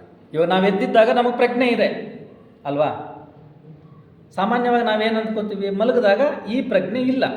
ಈಗ ಎಚ್ಚರವಾಗಿದ್ದಾಗ ಇರ್ತಕ್ಕಂಥ ನಮ್ಮ ಪ್ರಜ್ಞೆ ನಮಗೆ ಮಲಗಿದ್ದಾಗ ಪ್ರಜ್ಞೆ ಇರೋದಿಲ್ಲ ಅಲ್ವಾ. ಪ್ರಜ್ಞೆ ಇಲ್ಲದೇ ಇರೋದಕ್ಕೆ ಮಲಗಿದ್ದಾನೆ ಅಂತೀವಿ. ಇನ್ನು ಮಲಗದೇ ಪ್ರಜ್ಞೆ ಹೋಗೋದನ್ನು ಪ್ರಜ್ಞೆ ತಪ್ಪುವುದು ಅಂತೀವಿ ಅಲ್ವಾ. ಯಾವುದೋ ದೇಹದ ಒಂದು ನ್ಯೂನ್ಯತೆಯಿಂದ ಆಗುವಂಥ ಒಂದು ಕೆಲಸ. ಹಾಗಾದರೆ ಮಲಗಿದ್ದಾಗ ಯಾವ ಪ್ರಜ್ಞೆ ಕೆಲಸ ಮಾಡ್ತಾ ಇದೆ ಮತ್ತು ಅದು ಇಷ್ಟು ಶಕ್ತಿಯುತವಾದ ಪ್ರಜ್ಞೆಯಾಗಿದೆ ಅಂದರೆ ಎಚ್ಚರವಾಗಿದ್ದಾಗ ಇರ್ತಕ್ಕಂಥ ಪ್ರಜ್ಞೆಗಿಂತ ಇರ್ತಕ್ಕಂಥ ಪ್ರಜ್ಞೆ ಅತಿ ಹೆಚ್ಚು ಶಕ್ತಿಶಾಲಿಯಾಗಿದೆ. ಯಾಕೆ? ನಾವು ಎಚ್ಚರವಾಗಿದ್ದಾಗ ನಮ್ಗೆ ಏನಾಯಿತು ಅಷ್ಟನ್ನೇ ನಾವು ಗ್ರಹಿಸ್ತೇವೆ. ಆ ಸ್ವಪ್ನಾವಸ್ಥೆಯಲ್ಲಿದ್ದಾಗ ಆ ಪ್ರಜ್ಞೆ ಇಷ್ಟು ದೊಡ್ಡ ಕಥೆಯನ್ನು ಹೆಣೆದು ಅವನ ತಲೆಯಲ್ಲಿ ತುಂಬಿಸಿದೆ ಅಲ್ವಾ. ಹಾಗಾದರೆ ಅದು ಇದಕ್ಕಿಂತ ಯಾವುದೋ ಶಕ್ತಿಶಾಲಿಯಾಗಿರ್ತಕ್ಕಂಥ ಹೆಚ್ಚು ಪ್ರಭಾವವನ್ನು ಬೀರಬಲ್ಲಂಥ ಪ್ರಜ್ಞೆಯಾಗಿದೆ. ಅದು ಹೇಗಿರಬಹುದು, ಅದು ಎಂಥದ್ದು ಅನ್ನುವ ಒಂದು ಪ್ರಶ್ನೆ ಅಲ್ಲಿ ಮೂಡುತ್ತೆ. ಇನ್ನೊಂದು ಉದಾಹರಣೆಯನ್ನು ಕೊಡ್ತೇನೆ. ಈ ಹಿಪ್ನಾಟಿಸಮ್ ಅಂತಕ್ಕಂಥ ಒಂದು ವಿಧಾನ ಇದೆ. ಅಂದರೆ ಸಂಮೋಹನ ಕ್ರಿಯೆ. ಹಿಪ್ನೋಟೈಸ್ ಮಾಡ್ತಾರಲ್ಲ, ಒಬ್ಬ ವ್ಯಕ್ತಿಯನ್ನು ಬಲವಂತವಾಗಿ ನಿದ್ರಾವಸ್ಥೆಗೆ ಕಳಿಸುವುದು ಮತ್ತು ಆ ಅವಸ್ಥೆಯಲ್ಲಿ ಆ ಒಂದು ಸ್ಥಿತಿಯಲ್ಲಿ ಅವನೊಂದಿಗೆ ಮಾತನಾಡುವುದು, ಅವನಿಗೇನಾದರೂ ಹೇಳುವುದು ಅಥವಾ ಅವನಿಂದ ಏನಾದರೂ ಹೇಳಿಸಿಕೊಳ್ಳುವುದು, ಇದು ಹಿಪ್ನಾಟಿಸಮ್ ಅಂತ. ಈ ಒಂದು ಕೆಲಸ ಅಥವಾ ಈ ಒಂದು ವೈಜ್ಞಾನಿಕ ಪದ್ಧತಿ ನಮಗೆಲ್ಲ ಗೊತ್ತಿದೆ ಅಲ್ವಾ. ಈಗ ಮಂಪರು ಪರೀಕ್ಷೆ ಅಂತಾರಲ್ಲ, ಒಬ್ಬ ಕಳ್ಳ ನಿಜ ಹೇಳದೇ ಇದ್ದರೆ ಅವನ್ನ ಮಂಪರು ಪರೀಕ್ಷೆಗೆ ಒಳಪಡಿಸಿದಾಗ ಅಲ್ಲಿ ಅವನು ಸತ್ಯವನ್ನು ಬಾಯಿ ಬಿಡ್ತಾನೆ. ಯಾಕಂದರೆ ಆ ಒಂದು ಸ್ಥಿತಿಯಲ್ಲಿ ಏನಿದೆಯೋ ಅದನ್ನೇ ಹೇಳ್ತಾರೆ ದೇಹ. ಅಲ್ಲಿ ಈ ಕೆಳಮನಸ್ಸು ಕೆಲಸ ಮಾಡೋದಿಲ್ಲ. ಏನಿದೆ ಅದನ್ನು ಯಥಾವತ್ತಾಗಿ ಬಾಯಲ್ಲಿ ಹೇಳಿಬಿಡುತ್ತಾ ದೇಹ. ಹಾಗಾಗಿ ಮಂಪರು ಪರೀಕ್ಷೆಗೆ ಒಳಪಡಿಸ್ತಾರೆ ಅಲ್ವಾ. ಇಂಥ ಒಂದು ಹಿಪ್ನಾಟಿಸಮ್ಮಲ್ಲಿ ಒಬ್ಬ ವ್ಯಕ್ತಿಗೆ ಮಾತಾಡಿಸಿದಾಗ, ಅವನ ಪ್ರಶ್ನೆಗಳನ್ನು ಕೇಳಿದಾಗ, ಆ ವ್ಯಕ್ತಿ ಸಹಜ ಸ್ಥಿತಿಯಲ್ಲಿದ್ದಾಗ, ಎಚ್ಚರವಾಗಿದ್ದಾಗ ಮಾಡೋಕ್ಕಾಗದೇ ಇರತಕ್ಕಂಥ ಅಥವಾ ಹೇಳೋಕ್ಕಾಗದೇ ಇರತಕ್ಕಂಥ ವಿಚಾರಗಳನ್ನು ಆ ಒಂದು ಬಲವಂತವಾಗಿ ನಿದ್ರಾವಸ್ಥೆಯಲ್ಲಿ ಮಾತಾಡಿಸಿದಾಗ ಆ ವ್ಯಕ್ತಿ ಹೇಳೋದನ್ನು ವಿಜ್ಞಾನಿಗಳು ನೋಡ್ತಾರೆ ಅಥವಾ ಅದನ್ನು ಅಧ್ಯಯನ ಮಾಡ್ತಾರೆ, ಅದನ್ನು ಬರ್ಕೊಂತಾರೆ. ಉದಾಹರಣೆಗೆ ಯಾವ ರೀತಿ? ಒಬ್ಬ ವ್ಯಕ್ತಿ ಎಚ್ಚರವಾಗಿದ್ದಾಗ ಒಂದು ಪುಸ್ತಕವನ್ನು ಅವನ ಮುಂದೆ ತಗೊಂಬಂದು ಆ ಪುಸ್ತಕದಲ್ಲಿ ಒಂದು ಪೇಜನ್ನು ಅವನ ಮುಂದೆ ಓದೋದು. ಓದಿದ ತಕ್ಷಣ ಅವನ್ನ ಕೇಳೋದು, ಏನು ಅರ್ಥವಾಯ್ತು ಹೇಳು ಅಂತ. ಅಥವಾ ಅಟ್ಲೀಸ್ಟ್ 2-3 ಪದಗಳು ನಾನು ಓದಿರೋದರಲ್ಲಿ ಹೇಳು ಅಂತ, ರಿಪೀಟ್ ಮಾಡು ಅಂತ ಕೇಳಿದಾಗ ಆ ವ್ಯಕ್ತಿ ಎಚ್ಚರವಾಗಿದ್ದಾಗ ಒಂದು ಪೇಜ್ ಇವರು ಓದ್ತಾರೆ, ಅವನು ಅದನ್ನು ರಿಪೀಟ್ ಮಾಡುವಾಗ ಒಂದು 2 ಅಥವಾ 3 ಸೆಂಟೆನ್ಸ್ಗಳನ್ನು ಕರೆಕ್ಟಾಗಿ ಹೇಳಿರ್ತಾನೆ.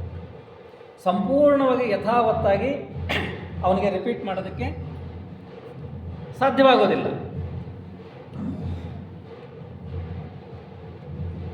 ಆದರೆ ಈ ಸಂಮೋಹನ ಕ್ರಿಯೆಯಲ್ಲಿ, ಹಿಪ್ನಾಟಿಸಮಲ್ಲಿ ಅವನ ನಿದ್ರಾವಸ್ಥೆಯ ಸ್ಥಿತಿಗೆ, ಹಿಪ್ನೋಟೈಸ್ಡ್ ಸ್ಟೇಟ್ಗೆ ಕರ್ಕೊಂಡೋದಾಗ ಅವನು ಮುಂದೆ ಒಂದು ಪೇಜ್ ಓದಿದಾಗ ಆ ಒಂದು ಸ್ಥಿತಿಯಲ್ಲಿ ಅವನು ಅದನ್ನು ಕೇಳಿಸ್ಕೊಂಡಾಗ ಮತ್ತೆ ರಿಪೀಟ್ ಮಾಡು ಅಂತ ಹೇಳಿದ್ರೆ ಯಥಾವತ್ತಾಗಿ ಅಥವಾ ಭಾಗಶಃ 70-80% ಅಷ್ಟು ಆ ಪೇಜಲ್ಲಿ ಏನು ಓದಿದ್ದಾರೆ ಅದನ್ನು ಅವನು ರಿಪೀಟ್ ಮಾಡೋದಕ್ಕೆ ಸಾಧ್ಯವಾಯಿತು. ಯಾವ ವ್ಯಕ್ತಿಗೆ ಎಚ್ಚರವಾಗಿದ್ದಾಗ ಪಂಚೇಂದ್ರಿಯಗಳು, ಕಿವಿ ಎಲ್ಲವೂ ಕೆಲಸ ಮಾಡ್ತಿದ್ದಾಗ, ಕಣ್ಣು ಕೆಲಸ ಮಾಡ್ತಿದ್ದಾಗ, ಮೆದುಳು ಕೆಲಸ ಮಾಡ್ತಿದ್ದಾಗ, ಎಚ್ಚರವಾದ ಸ್ಥಿತಿಯಲ್ಲಿದ್ದಾಗ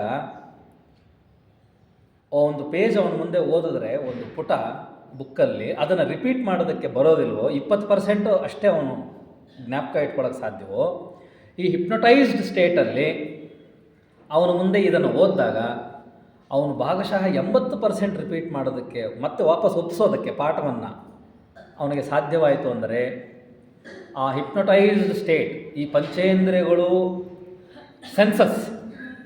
ಪಂಚೇಂದ್ರಿಯಗಳ ಕೆಲಸ ಮಾಡದೇ ಇದ್ದಾಗ, ಮೆದುಳಿಗೆ ಯಾವುದೇ ರೀತಿಯ ಪಂಚೇಂದ್ರಿಯಗಳ ಸ್ಟಿಮ್ಯುಲಸ್ ಅಂದರೆ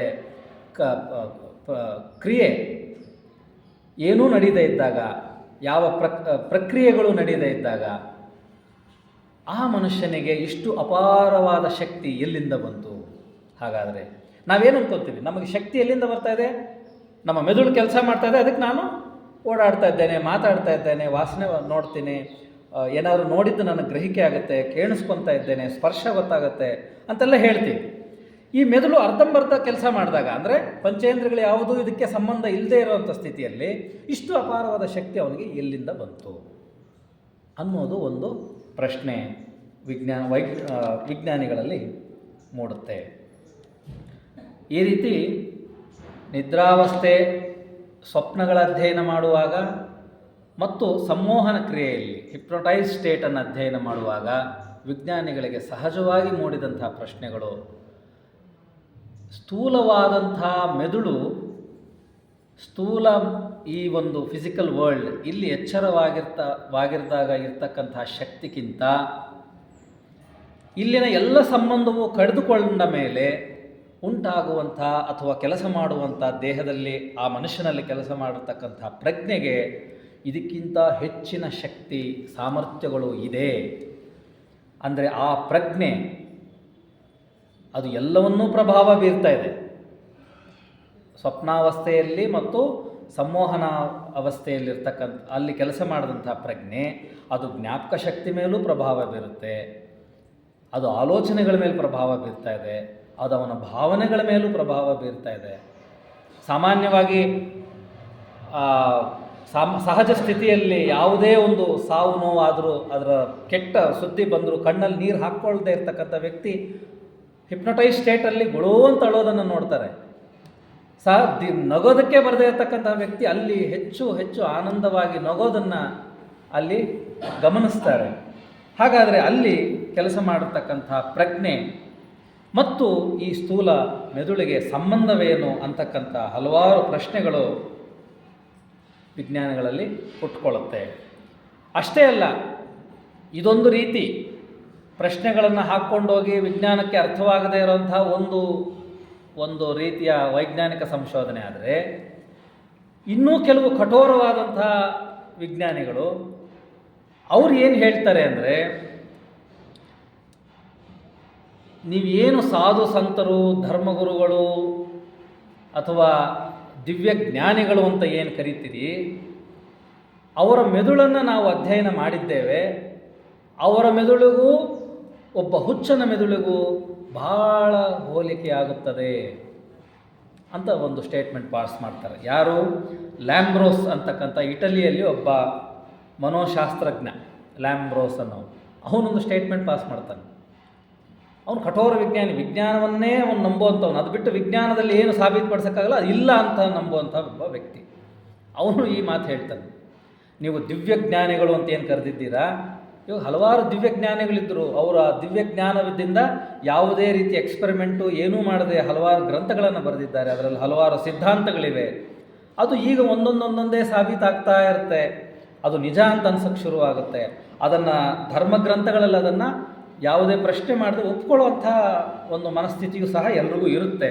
ಆದರೆ ಈತ ಏನು ಹೇಳ್ತಾನೆ, ಧರ್ಮಗ್ರಂಥಗಳಲ್ಲಿ ಈ ದಿವ್ಯಜ್ಞಾನಿಗಳು ಹೇಳಿರ್ತಕ್ಕಂಥ ವಿಚಾರಗಳನ್ನು ಒಪ್ಪಿಕೊಳ್ಳಕ್ಕಾಗದೆ ಅಥವಾ ಒಪ್ಪಿಕೊಳ್ಳದೆ ವೈಜ್ಞಾನಿಕವಾಗಿ ಸಾಬೀತುಪಡಿಸೋದಕ್ಕೆ ಸಾಧ್ಯವಿಲ್ಲ ಅಂತ ಹೇಳಿ ಘೋಷಣೆಯನ್ನು ಮಾಡಿ, ಅವರ ಮೆದುಳೇ ಒಬ್ಬ ಹುಚ್ಚರ ಮೆದುಳಿಗೆ ಸಮ, ಅವರು ಹುಚ್ಚರಾಗಿ ಅವ್ರು ಇಷ್ಟ ಬಂದಂತ ಹೇಳಿದ್ದಾರೆ, ನೀವು ಅದನ್ನು ಕೇಳಿಸ್ಕೊಂಡಿದ್ದೀರಾ ಅಂಥೇಳಿ ಈ ಹಂತಕ್ಕೂ ಸಹ ಆಧುನಿಕ ವಿಜ್ಞಾನ ಕೆಲವೊಮ್ಮೆ ಹೋಗಿರೋದು ಇದೆ. ಮತ್ತು ತದ್ವಿರುದ್ಧವಾಗಿ ಒಂದು ವಿರೋಧಿಗಳ ರೀತಿ ಆಧ್ಯಾತ್ಮವನ್ನು, ಆತ್ಮನ ವಿಚಾರವನ್ನು ಹೀಯಾಳಿಸುವಂಥ ಒಂದು ಗುಂಪು ಸಹ ಆಧುನಿಕ ವಿಜ್ಞಾನದಲ್ಲಿ ನಾವು ಕಾಣ್ತೇವೆ. ನಂತರ ಇಂಥ ಒಂದು ಪ್ರಶ್ನೆಗಳಿಗೆ ನಿಧಾನವಾಗಿ ಉತ್ತರಗಳನ್ನು ಕಂಡುಕೊಳ್ಳೋದಕ್ಕೆ ಶುರು ಮಾಡುವುದು ಯಾರು? ಮತ್ತದೇ ವಿಜ್ಞಾನಿಗಳೇ, ಅದೇ ವಿಜ್ಞಾನವೇ. ವಿಜ್ಞಾನದಲ್ಲಿ, ಆಧುನಿಕ ವಿಜ್ಞಾನದಲ್ಲಿ ಎದ್ದಂಥ ಪ್ರಶ್ನೆಗಳಿಗೆ ಉತ್ತರಿಸಲು ಸಾಧ್ಯ ಅದೇ ವಿಜ್ಞಾನಕ್ಕೆ ಇರುವಂಥದ್ದು. ಆ ವಿಜ್ಞಾನದ ಶಕ್ತಿಯಿಂದಲೇ ಅದಕ್ಕೆ ಪ್ರಶ್ನೆಗಳನ್ನು ಉತ್ತರಿಸುವಂಥ ಒಂದು ಸಾಧ್ಯತೆ ಇರೋದು. ಯಾವ ರೀತಿ ಅದಕ್ಕೆ ಉತ್ತರವನ್ನು ಕೊಡೋದಕ್ಕೆ ಶುರು ಮಾಡಿದ್ರು ಅಂತಂದರೆ, ಅದೇ ವಿಜ್ಞಾನಿಗಳು, ಇನ್ನೂ ಬೇರೆ ಬೇರೆ ಗುಂಪಿನ ವಿಜ್ಞಾನಿಗಳು ಸಾಧು ಸಂತರು, ಧರ್ಮಗುರುಗಳು, ದಿವ್ಯಜ್ಞಾನಿಗಳು, ಅವರ ಮೆದುಳು ನಿಮಗೆ ಹುಚ್ಚರ ಮೆದುಳಂತೆ ಕಾಣಬಹುದು. ಹುಚ್ಚರ ಮೆದುಳಿನ ಅಧ್ಯಯನ ಮಾಡಿದಾಗ ನಿಮಗೇನೇನು ಪ್ಯಾರಾಮೀಟರ್ಸ್ ಅಥವಾ ರೀಡಿಂಗ್ಸ್ ಬರುತ್ತೆ ನಿಮಗೆ, ಅದರಂತೆ ಬಂದಿರ್ಬೋದು. ನಮಗದಕ್ಕೆ ಸಂಬಂಧ ಇಲ್ಲ. ಅವರು ಹೇಳಿದಂಥ ಮಾತುಗಳು ಮನುಷ್ಯರಿಗೆ, ಮನುಷ್ಯನ ಉದ್ಧಾರಕ್ಕೆ ಒಂದು ಒಳ್ಳೆಯ ಉದ್ದೇಶದಿಂದ ಹೇಳಿರೋದ್ರಿಂದ ನಾವು ಅದನ್ನು ಒಪ್ಕೊಳ್ಳೋದಕ್ಕೆ ಸಿದ್ಧವಾಗಿದ್ದೇವೆ ಅನ್ನುವಂಥ ಒಂದು ಗುಂಪು. ಎರಡನೇದು, ಇನ್ನೊಂದು ವಿಜ್ಞಾನಿ ಹೇಳ್ತಾನೆ, ಡಾಕ್ಟರ್ ಮ್ಯಾಂಡ್ಸ್ಲೆ ಅಂತಕ್ಕಂಥವನೊಬ್ಬ ಡಾಕ್ಟ್ರು, ಅವನೊಬ್ಬ ವಿಜ್ಞಾನಿಯೂ ಸಹ ಮತ್ತು ಡಾಕ್ಟ್ರು ಸಹ.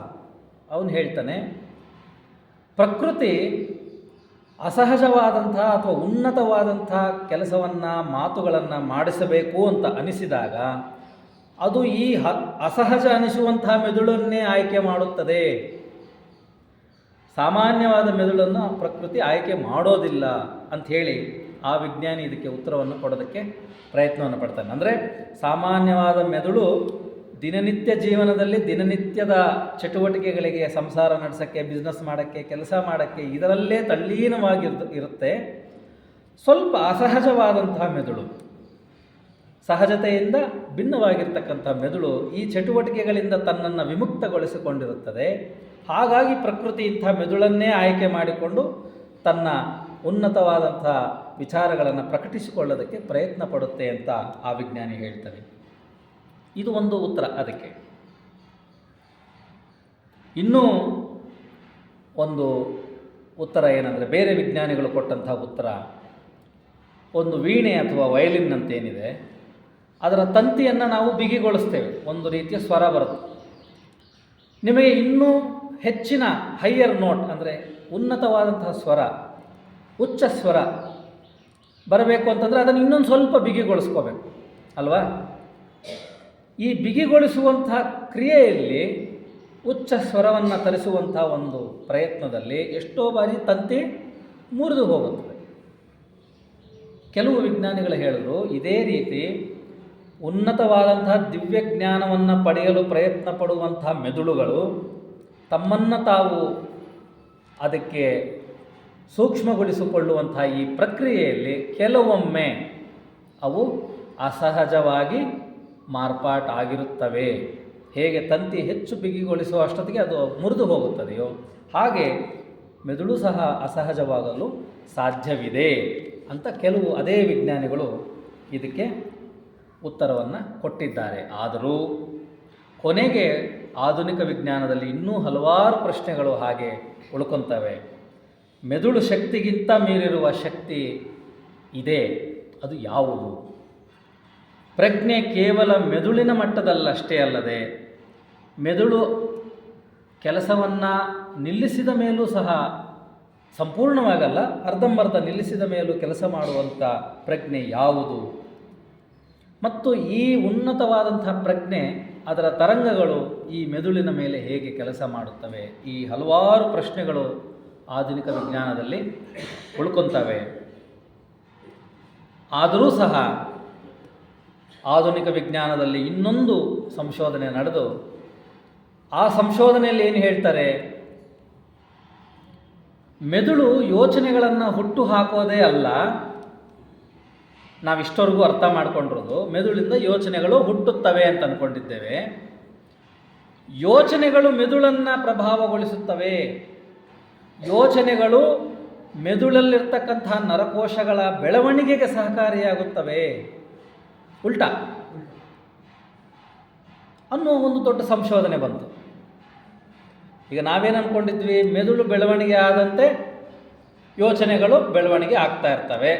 ಮೆದುಳು ಬೆಳವಣಿಗೆ ಆಗದೇ ಇದ್ದಾಗ ಕೆಲವು ಸ್ವಲ್ಪ ಮಟ್ಟದ ಚಟುವಟಿಕೆ ಇರುತ್ತೆ. ಮೆದುಳು ಹೆಚ್ಚು ಬೆಳವಣಿಗೆ ಆದಂತೆ ಹೆಚ್ಚು ಹೆಚ್ಚು ಚಟುವಟಿಕೆಗಳು ಆ ಒಂದು ರೂಪ, ಆ ದೇಹದಿಂದ ಸಾಧ್ಯವಾಗುತ್ತೆ ಅಂತ ಅಂದ್ಕೊಂಡಿದ್ವಿ ವೈಜ್ಞಾನಿಕವಾಗಿ. ಇಲ್ಲೊಂದು ಸಂಶೋಧನೆ ಬರುತ್ತೆ. ಏನು? ಯೋಚನೆಗಳು, ಉನ್ನತವಾದಂಥ ಯೋಚನೆಯನ್ನು ಮಾಡುವ ಪ್ರಯತ್ನದಲ್ಲಿ ಅದು ಮೆದುಳಿನ ಮೇಲೆ ಪ್ರಭಾವ ಬೀರುತ್ತದೆ, ಮೆದುಳಿನ ರಚನೆಯ ಮೇಲೆ ಪ್ರಭಾವ ಬೀರುತ್ತದೆ, ಮೆದುಳಿನ ನರಕೋಶಗಳ ಬೆಳವಣಿಗೆಗೆ ಅದು ಪ್ರಭಾವ ಬೀರುತ್ತದೆ ಅಂತಕ್ಕಂಥ ಒಂದು ಸಂಶೋಧನೆ ಬರುತ್ತೆ. ಹಾಗಾದರೆ ಯಾವುದು ಮೊದಲು? ಮೆದುಳೇ ಯೋಚನೆಗಳ ಮೂಲ ಅಂದಮೇಲೆ ಮೆದುಳು ಬೆಳವಣಿಗೆ ಆದಮೇಲೆ ಯೋಚನೆಗಳು ಬಂತ, ಅಥವಾ ಯೋಚನೆಗಳು ಬೆಳವಣಿಗೆ ಆಗ್ತಾ ಆಗ್ತಾ ಆ ಮೆದುಳು ಬೆಳವಣಿಗೆ ಆಗ್ತಾ? ಯಾವುದು ಮೊದಲು, ಮೆದುಳ ಯೋಚನೆಗಳ ಅಂತಕ್ಕಂಥ ಪ್ರಶ್ನೆಗೆ ವಿಜ್ಞಾನ, ಆಧುನಿಕ ವಿಜ್ಞಾನ ಬಂದು ನಿಲ್ಲುತ್ತೆ. ಇದಕ್ಕೆ ಉತ್ತರಗಳನ್ನು ಎಲ್ಲಿ ಕಂಡು ಹಿಡ್ಕೋಬೇಕು? ವಿಜ್ಞಾನದಲ್ಲೇ ಕಂಡು ಹಿಡ್ಕೋಬೇಕು. ಆದರೆ ಮೇಡಮ್ ಬೆಸೆಂಟ್ ಅವರು ಈ ಒಂದು ಭಾಷಣವನ್ನು ಮಾಡತಕ್ಕಂಥ, ನಾನೇನು ಇವತ್ತು ಆಧುನಿಕ ವಿಜ್ಞಾನ ಮತ್ತು ಜೀವಾತ್ಮ ಅಂತಕ್ಕಂಥ ಒಂದು ಶೀರ್ಷಿಕೆ ತಗೊಂಡಿದ್ದೇನೆ. ಇದು ಡಾಕ್ಟರ್ ಆ್ಯನಿ ಬೆಸೆಂಟ್ ಅವರು ಮಾಡಿರ್ತಕ್ಕಂಥ ಒಂದು ಭಾಷಣ 1915ರಲ್ಲಿ, 115 ವರ್ಷಗಳ ಹಿಂದೆ, 110 ವರ್ಷಗಳ ಹಿಂದೆ ಅವ್ರು ಮಾಡಿರ್ತಕ್ಕಂಥ ಭಾಷಣ. ಇದರಲ್ಲಿ ಆಧುನಿಕ ವಿಜ್ಞಾನ ಅಲ್ಲಿವರೆಗೂ, ಈಗಂತೂ ಇನ್ನೂ ಮುಂದುವರೆದಿದೆ, ಅಲ್ಲಿವರೆಗೂ ಹಾಕ್ಕೊಂಡಂತಹ ಪ್ರಶ್ನೆಗಳು, ಕಂಡುಕೊಂಡಂತಹ ಉತ್ತರಗಳು ಕೊನೆಗೆ ಎಲ್ಲಿ ಬಂದು ನಿಲ್ತು? ಮೆದುಳು ಬೆಳವಣಿಗೆಯಾಗಿ, ಈ ಸ್ಥೂಲ ದೇಹ ಬೆಳವಣಿಗೆಯಾಗಿ ಆಲೋಚನೆಗಳು ಹುಟ್ಕೊಂತ, ಅಥವಾ ಆಲೋಚನೆಗಳು ಮೊದಲು ಬೆಳವಣಿಗೆಯಾಗಿ ಈ ಮೆದುಳನ್ನು ರಚಿಸಿಕೊಳ್ತಾ ಅನ್ನೋ ಒಂದು ಪ್ರಶ್ನೆಗೆ ಆಧುನಿಕ ವಿಜ್ಞಾನ ಬಂದು ನಿಲ್ಲುತ್ತದೆ. ಅವ್ರು ಹೇಳ್ತಾರೆ, ಇದಕ್ಕೆ ಉತ್ತರಗಳನ್ನು ನಾವು ಹುಡುಕಬೇಕಂದ್ರೆ ಪ್ರಾಚೀನ ಭಾರತದ ಪ್ರಾಚೀನ ಜ್ಞಾನದಲ್ಲಿ ಇದಕ್ಕೆ ಉತ್ತರ ಸಿಗುತ್ತದೆ. ಅವ್ರು ಹೇಳ್ತಾರೆ, ಅದನ್ನು ಸಹ ಭಾರತೀಯ ಪ್ರಾಚೀನ ವಿಜ್ಞಾನ ಅಂತ ಕರೀತಾರೆ. ಅದಕ್ಕೆ ಇದನ್ನು ಆಧುನಿಕ ವಿಜ್ಞಾನ ಅಂತ ಕರೆಯೋದು. ಪಾಶ್ಚಿಮಾತ್ಯದಿಂದ ಬಂದಂಥ ಈ ಆಧುನಿಕ ವಿಜ್ಞಾನ, ಈ ಪದ್ಧತಿಗಳು, ಇವು ಇಲ್ಲಿವರೆಗೂ ಒಂದು ಪ್ರಶ್ನೆಯನ್ನು ಹಾಕ್ಕೊಂತು, ಇವುಗಳಲ್ಲಿ ಉತ್ತರ ಕೊಡದೇ ಇರತಕ್ಕಂಥ ಹಲವಾರು ಪ್ರಶ್ನೆಗಳು ಉಳ್ಕೊಂತು. ಯೋಚನೆಗಳು ಮೊದಲ, ಮೆದುಳು ಮೊದಲ? ಮೆದುಳಿಗೆ ಉನ್ನತವಾದಂಥ ಪ್ರಜ್ಞೆ ಹೇಗೆ ಕೆಲಸ ಮಾಡ್ತಾ ಇದೆ? ಮೆದುಳು ಅರ್ಧಂಬರ್ಧ ಎಚ್ಚರವಾದ ಸ್ಥಿತಿಯಲ್ಲಿದ್ದಾಗ ಆ ಉನ್ನತ ಪ್ರಜ್ಞೆ ಮೆದುಳಿನ ಮೇಲೆ ಏನು ಪ್ರಭಾವ ಬೀರುತ್ತೆ, ಹೇಗೆ ಸಾಧ್ಯ ಅನ್ನೋ ಪ್ರಶ್ನೆಗೆ ಉತ್ತರ ಸಿಕ್ಕಿಲ್ಲ. ಆಗ ಮೇಡಮ್ ಬೆಸೆಂಟ್ ಅವರು ಹೇಳ್ತಾರೆ, ಇದಕ್ಕೆ ಉತ್ತರ ಭಾರತೀಯರಲ್ಲಿ ಪ್ರಾಚೀನ ವಿಜ್ಞಾನದಲ್ಲಿ ಎಂದೋ ಇದಕ್ಕೆ ಉತ್ತರಗಳು ನಮಗೆ ಸಿಗುತ್ತವೆ, ನಾವು ಅದನ್ನು ಓದೋದು ಬಿಟ್ಟುಬಿಟ್ಟಿದ್ದೇವೆ. ಅವರು ಒಂದು ಉದಾಹರಣೆಯನ್ನು ಕೊಡ್ತಾರೆ. ಚಾಂದೋಕ್ಯ ಉಪನಿಷತ್ತಿನಲ್ಲಿ ಏನು ಹೇಳಿದೆ ಅಂದರೆ, ಜೀವಾತ್ಮನು ತನ್ನ ಇಚ್ಛಾಶಕ್ತಿಯಿಂದ ದೇಹವನ್ನು ರಚನೆ ಮಾಡಿಕೊಳ್ಳುತ್ತಾನೆ. ನಾವೇನು ಅನ್ಕೊತೀವಿ, ದೇಹ ರಚನೆ ಆಗುತ್ತೆ, ಇದರಿಂದ ಚಟುವಟಿಕೆಗಳು ನಡೀತಾ ಹೋಗುತ್ತೆ. ದೇಹ ಬೆಳವಣಿಗೆ ಆಗಿಲ್ಲ ಅಂದರೆ ಚಟುವಟಿಕೆಗಳು ಇಲ್ಲ, ಆಲೋಚನೆ ಇಲ್ಲ, ಭಾವನೆ ಇಲ್ಲ, ಏನೂ ಇಲ್ಲ ಅಂತ ಅನ್ಕೊತೀವಿ. ಛಾಂದೋಕ್ಯ ಉಪನಿಷತ್ತಿನಲ್ಲಿ ಏನು ಹೇಳಿದೆ, ಮೂಲವಾದದ್ದು ಜೀವಾತ್ಮ, ಅದು ಮೊದಲು. ಜೀವಾತ್ಮನಲ್ಲಿರ್ತಕ್ಕಂಥ ಉನ್ನತ ಮನಸ್ಸು, ಬುದ್ಧಿ ಮತ್ತು ಆತ್ಮ. ಆತ್ಮನೇ ಮೂಲ, ಆತ್ಮವೇ ಮುಖ್ಯ, ಅದರ ಜೊತೆ ಉನ್ನತ ಮನಸ್ಸು ಬುದ್ಧಿಯನ್ನು ಸೇರಿಸಿ ನಾವು ಜೀವಾತ್ಮ ಅಂತ ಕರೀತೇವೆ. ಈ ಜೀವಾತ್ಮ ತನ್ನ ಇಚ್ಛಾಶಕ್ತಿಯಿಂದ ದೇಹವನ್ನು ರಚಿಸಿಕೊಳ್ಳುತ್ತದೆ. ಅಂದರೆ ಆ ಜೀವಾತ್ಮ ಸಂಸರಣೆಯಲ್ಲಿ ಹಲವಾರು ಜನ್ಮಗಳಲ್ಲಿ ಅಲ್ಲಿವರೆಗೂ ಎಷ್ಟು ಬೆಳವಣಿಗೆ ಆಗಿರುತ್ತದೆಯೋ ಆ ಬೆಳವಣಿಗೆ ಆಧಾರದ ಮೇಲೆ ತಾನು ವ್ಯಕ್ತಪಡಿಸಲು, ಈ ಸ್ಥೂಲ ಪ್ರಪಂಚದಲ್ಲಿ ತಾನು ವ್ಯಕ್ತಪಡಿಸಿಕೊಳ್ಳಲು ಬೇಕಾಗುವಂತಹ ದೇಹವನ್ನು ರಚಿಸಿಕೊಳ್ಳುತ್ತದೆ. ಮೆದುಳು ಯಾವುದರ ಭಾಗ? ದೇಹದ ಭಾಗ, ಸ್ಥೂಲ ದೇಹದ ಭಾಗ. ಮೆದುಳು ಸ್ಥೂಲ ಆಕಾರ ಅಲ್ವಾ? ಒಬ್ಬ ವ್ಯಕ್ತಿಗೆ ಅಂದರೆ ಅರ್ಥ, ಒಬ್ಬ ವ್ಯಕ್ತಿಗೆ ಅವನ ಮೆದುಳು ಅಷ್ಟು ಬೆಳವಣಿಗೆ ಆಗಿದೆ ಅಂತಂದರೆ ಅವನ ಜೀವಾತ್ಮ ಆ ಮೆದುಳನ್ನು ರಚಿಸಿಕೊಂಡಿತು. ಅವನ ಜೀವಾತ್ಮನಲ್ಲಿರ್ತಕ್ಕಂಥ ಉನ್ನತವಾದ ಮನಸ್ಸು, ಬುದ್ಧಿ ಮತ್ತು ಆತ್ಮ ಅಂಥ ಒಂದು ಸ್ಥೂಲವಾದ ರೂಪವನ್ನು ರಚಿಸಿಕೊಳ್ತು. ಯಾಕೆ? ತಾನು ವ್ಯಕ್ತಪಡಿಸಿಕೊಳ್ಳಲು. ಈ ಸ್ಥೂಲ ಪ್ರಪಂಚದಲ್ಲಿ ಏನೇ ವ್ಯಕ್ತಪಡಿಸಬೇಕು ಅಂತಂದರೂ ಮಾತು ಬರಬೇಕು, ಕಿವಿ ಕೇಣಿಸಬೇಕು, ಮೂಗು ವಾಸನೆ ಹಿಡಿಬೇಕು, ಇವತ್ತು ಪಂಚೇಂದ್ರಿಯಗಳು ಬೇಕಲ್ವಾ? ದೇಹ ಬೇಕು, ಇದು ನಡೀಬೇಕು, ಇದು ಜೀವಂತವಾಗಿರಬೇಕು. ಏನೇ ವ್ಯಕ್ತಪಡಿಸ್ಬೇಕಂದ್ರೂ ಒಳಗಿರ್ತಕ್ಕಂಥದ್ದು ಈ ದೇಹ ಬೇಕು ಅಲ್ವಾ? ಒಳಗಿರ್ತಕ್ಕಂಥದ್ದು ಅಂದರೆ ಜೀವಾತ್ಮ, ಅದು ಈ ಸ್ಥೂಲ ಪ್ರಪಂಚದಲ್ಲಿ ತನ್ನನ್ನು ತಾನು ವ್ಯಕ್ತಪಡಿಸಲು ತನ್ನ ಇಚ್ಛಾಶಕ್ತಿಯಿಂದ, ವಿಲ್ ಪವರ್ ಇಂದ ದೇಹಗಳನ್ನು ರಚಿಸಿಕೊಳ್ಳುತ್ತದೆ. ಇದು ಛಾಂದೋಗ್ಯೋಪನಿಷತ್ತಿನಲ್ಲಿ ಹೇಳಿರ್ತಕ್ಕಂಥದ್ದು. ಪಂಚೇಂದ್ರಿಯಗಳ ಮೂಲಕ, ಮನಸ್ಸಿನ ಮೂಲಕ ತನ್ನ ಪ್ರಜ್ಞೆಯನ್ನು ಪ್ರಕಟಿಸಿಕೊಳ್ಳುತ್ತದೆ. ಒಳಗಿರ್ತಕ್ಕಂಥ ಪ್ರತಿಯೊಬ್ಬ ಮನುಷ್ಯನಲ್ಲೂ ಜೀವಾತ್ಮ ಅಂತಕ್ಕಂಥದ್ದು ಇರುತ್ತದೆ. ಈ ದೇಹಗಳೇ ಮನುಷ್ಯ ಅಲ್ಲ. ಆ ಒಳಗಿರ್ತಕ್ಕಂಥ ಜೀವಾತ್ಮ ತನ್ನ ಇಚ್ಛಾಶಕ್ತಿಯಿಂದ ಆ ಜೀವಾತ್ಮನ ಬೆಳವಣಿಗೆಗೆ ಆಧಾರವಾಗಿ, ಅನುಗುಣವಾಗಿ ರೂಪಗಳನ್ನು ರಚಿಸಿಕೊಳ್ಳುತ್ತದೆ, ಅದರ ಚಟುವಟಿಕೆಯನ್ನು ಮಾಡಿಸುತ್ತದೆ. ಯಾವುದರ ಮುಖೇನ? ಈ ಪಂಚೇಂದ್ರಿಯಗಳ ಮುಖೇನ, ಈ ಮನಸ್ಸಿನ ಮುಖೇನ ತನ್ನ ಪ್ರಜ್ಞೆಯನ್ನು ಹೊರಗೆ ಪ್ರಕಟಿಸಿಕೊಳ್ಳಲು ಪ್ರಯತ್ನಿಸುತ್ತದೆ. ಹಾಗಾದರೆ ನಾವು ಆಗಲೇ ಹಾಕ್ಕೊಂಡಂಥ ಪ್ರಶ್ನೆ, ಮೆದುಳು ಬೆಳವಣಿಗೆಯಾಗಿ ಆಲೋಚನೆಗಳು ಬಂತ, ಆಲೋಚನೆಗಳು ಬೆಳವಣಿಗೆಯಾಗಿ ಮೆದುಳು ರಚನೆ ಆಯಿತಾ ಅನ್ನೋದಕ್ಕೆ ಉತ್ತರ ಅಲ್ಲಿ ಸಿಗುತ್ತದೆ. ಉನ್ನತವಾದ ಆಲೋಚನೆಗಳು ಅದು ಜೀವಾತ್ಮನ ಒಂದು ಭಾಗ. ಅದರ ಬೆಳವಣಿಗೆಗೆ ಅನುಗುಣವಾಗಿ ಆ ಮೆದುಳಿನ ರಚನೆ ಮತ್ತು ಬೆಳವಣಿಗೆ ಆಗುತ್ತದೆ.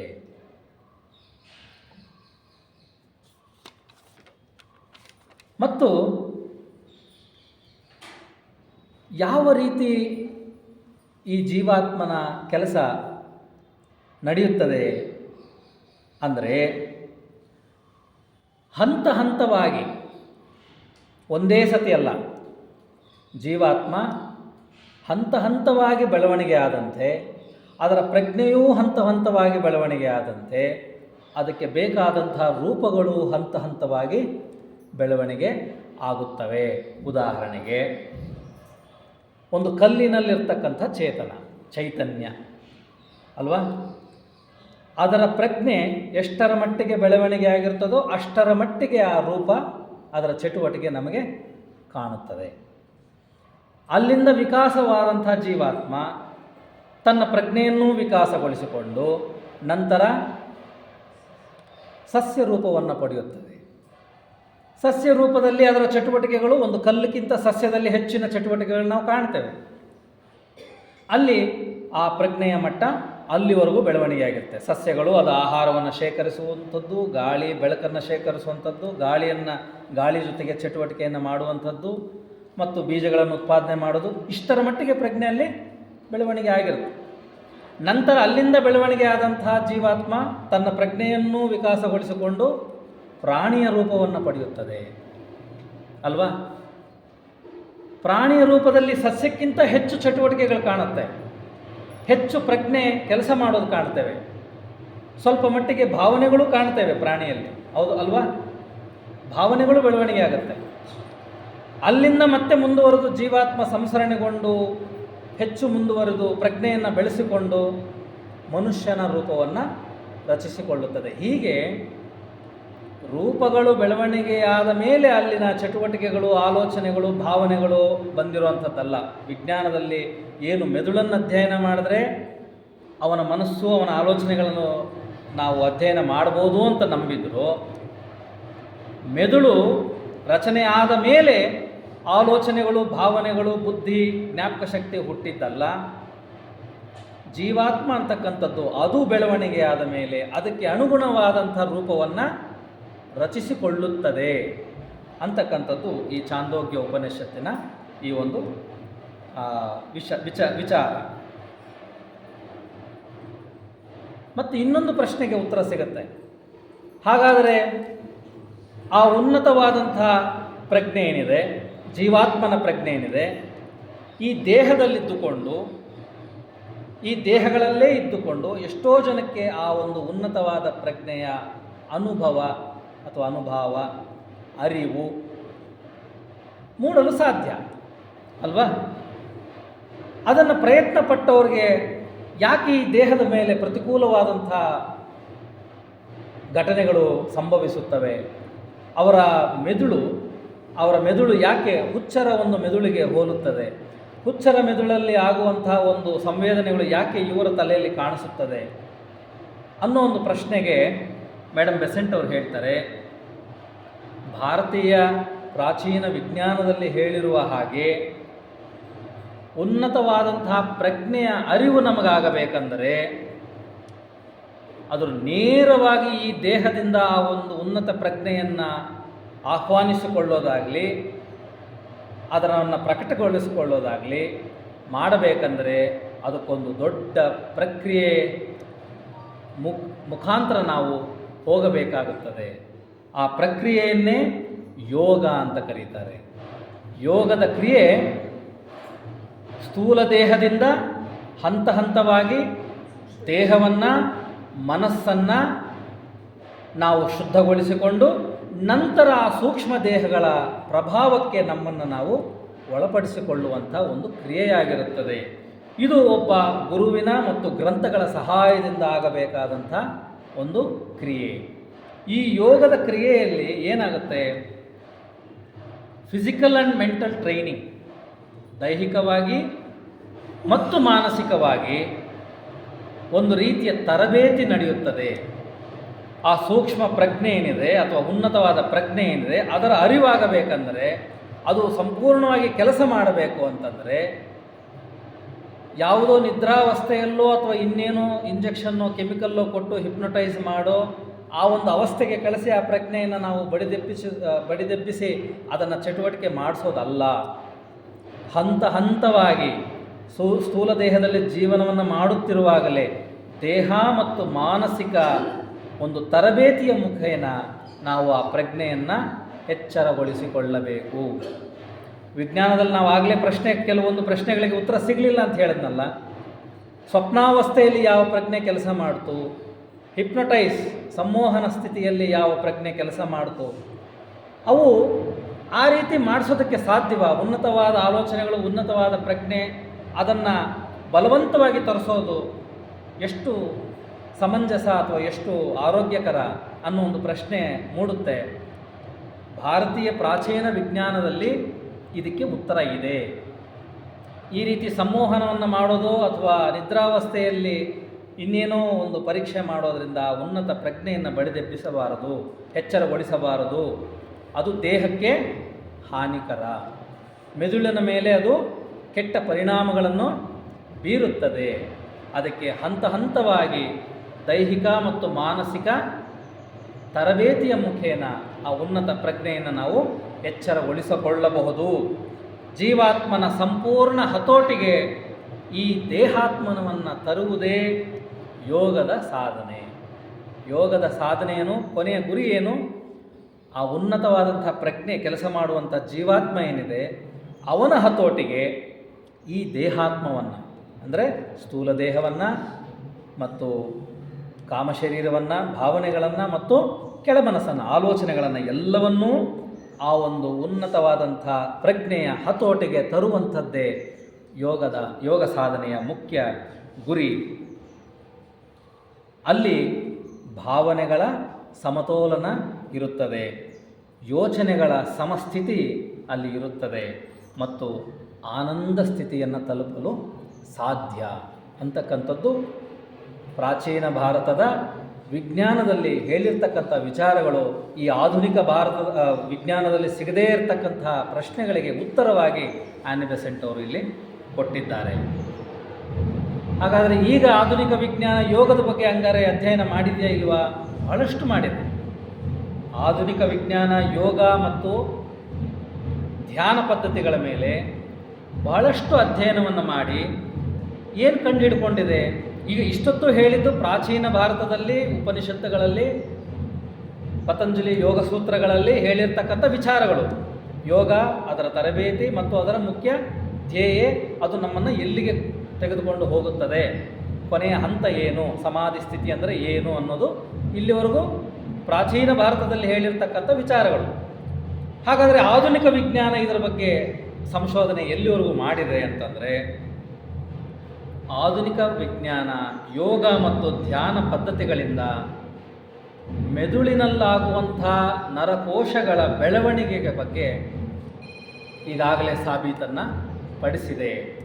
ಯೋಗ ಮತ್ತು ಧ್ಯಾನ ಪದ್ಧತಿಗಳು ಮೆದುಳಲ್ಲಿರ್ತಕ್ಕಂಥ ಮೂರು ಭಾಗಗಳು ಯಾವುದು? ಹಿಪ್ಪೋ ಕ್ಯಾಂಪಸ್, ಅಮೈಗ್ಡಾಲ ಮತ್ತು ಪ್ರಿಫಾಂಟಲ್ ಕಾರ್ಟೆಕ್ಸ್. ಈ 3 ಭಾಗಗಳಲ್ಲಿರ್ತಕ್ಕಂಥ ನರಕೋಶಗಳ ಬೆಳವಣಿಗೆಗೆ ಸಹಕರಿಸುತ್ತದೆ ಅಂತ ಹೇಳಿ ಆಧುನಿಕ ವಿಜ್ಞಾನ ಈಗಾಗಲೇ ಸಾಬೀತನ್ನು ಪಡಿಸಿದೆ. ಇವು ಯಾವುವು? ಪ್ರಿಫಾಂಟಲ್ ಕಾರ್ಟೆಕ್ಸ್ ಮೇಲೆ ಯೋಗ ಮಾಡುವಂಥ ಒಂದು ಪ್ರಭಾವ, ಅದರಿಂದ ಸ್ಟ್ರೆಸ್ ರಿಲೀವ್ ಅಂದರೆ ಒತ್ತಡ ನಿವಾರಣೆಯಾಗುತ್ತದೆ, ಮನುಷ್ಯನಿಗೆ ಒತ್ತಡದಿಂದ ನಿವಾರಣೆಯಾಗುತ್ತದೆ. ಅಮೈಗ್ಡಾಲಾ ಮೇಲೆ ಆಗುವಂಥ ಪ್ರಭಾವದಿಂದ ಎಮೋಷನಲ್ ಕಂಟ್ರೋಲ್, ಭಾವನೆಗಳ ಮೇಲೆ ಹತೋಟಿ ಸಾಧಿಸಲು ಸಾಧ್ಯವಾಗುತ್ತದೆ. ಮತ್ತು ಅದೇ ರೀತಿ ಯೋಗ GABA ಗಾಮಾ ಅಮೈನೋ ಬ್ಯೂಟರಿಕ್ ಆ್ಯಸಿಡ್ ಅನ್ನುವ ಒಂದು ಕೆಮಿಕಲನ್ನು ಮೆದುಳಿನ ನರಕೋಶಗಳಲ್ಲಿ ಉತ್ಪತ್ತಿಯಾಗಲು ಸಹಕರಿಸುತ್ತದೆ. ಇದು ಗುಡ್ ಮೂಡ್ ಅಂತ ಕರೀತಾರೆ, ಒಳ್ಳೆಯ ಮನಸ್ಥಿತಿ, ಗುಡ್ ಮೂಡ್ ಅಥವಾ ಆನಂದ ಸ್ಥಿತಿ.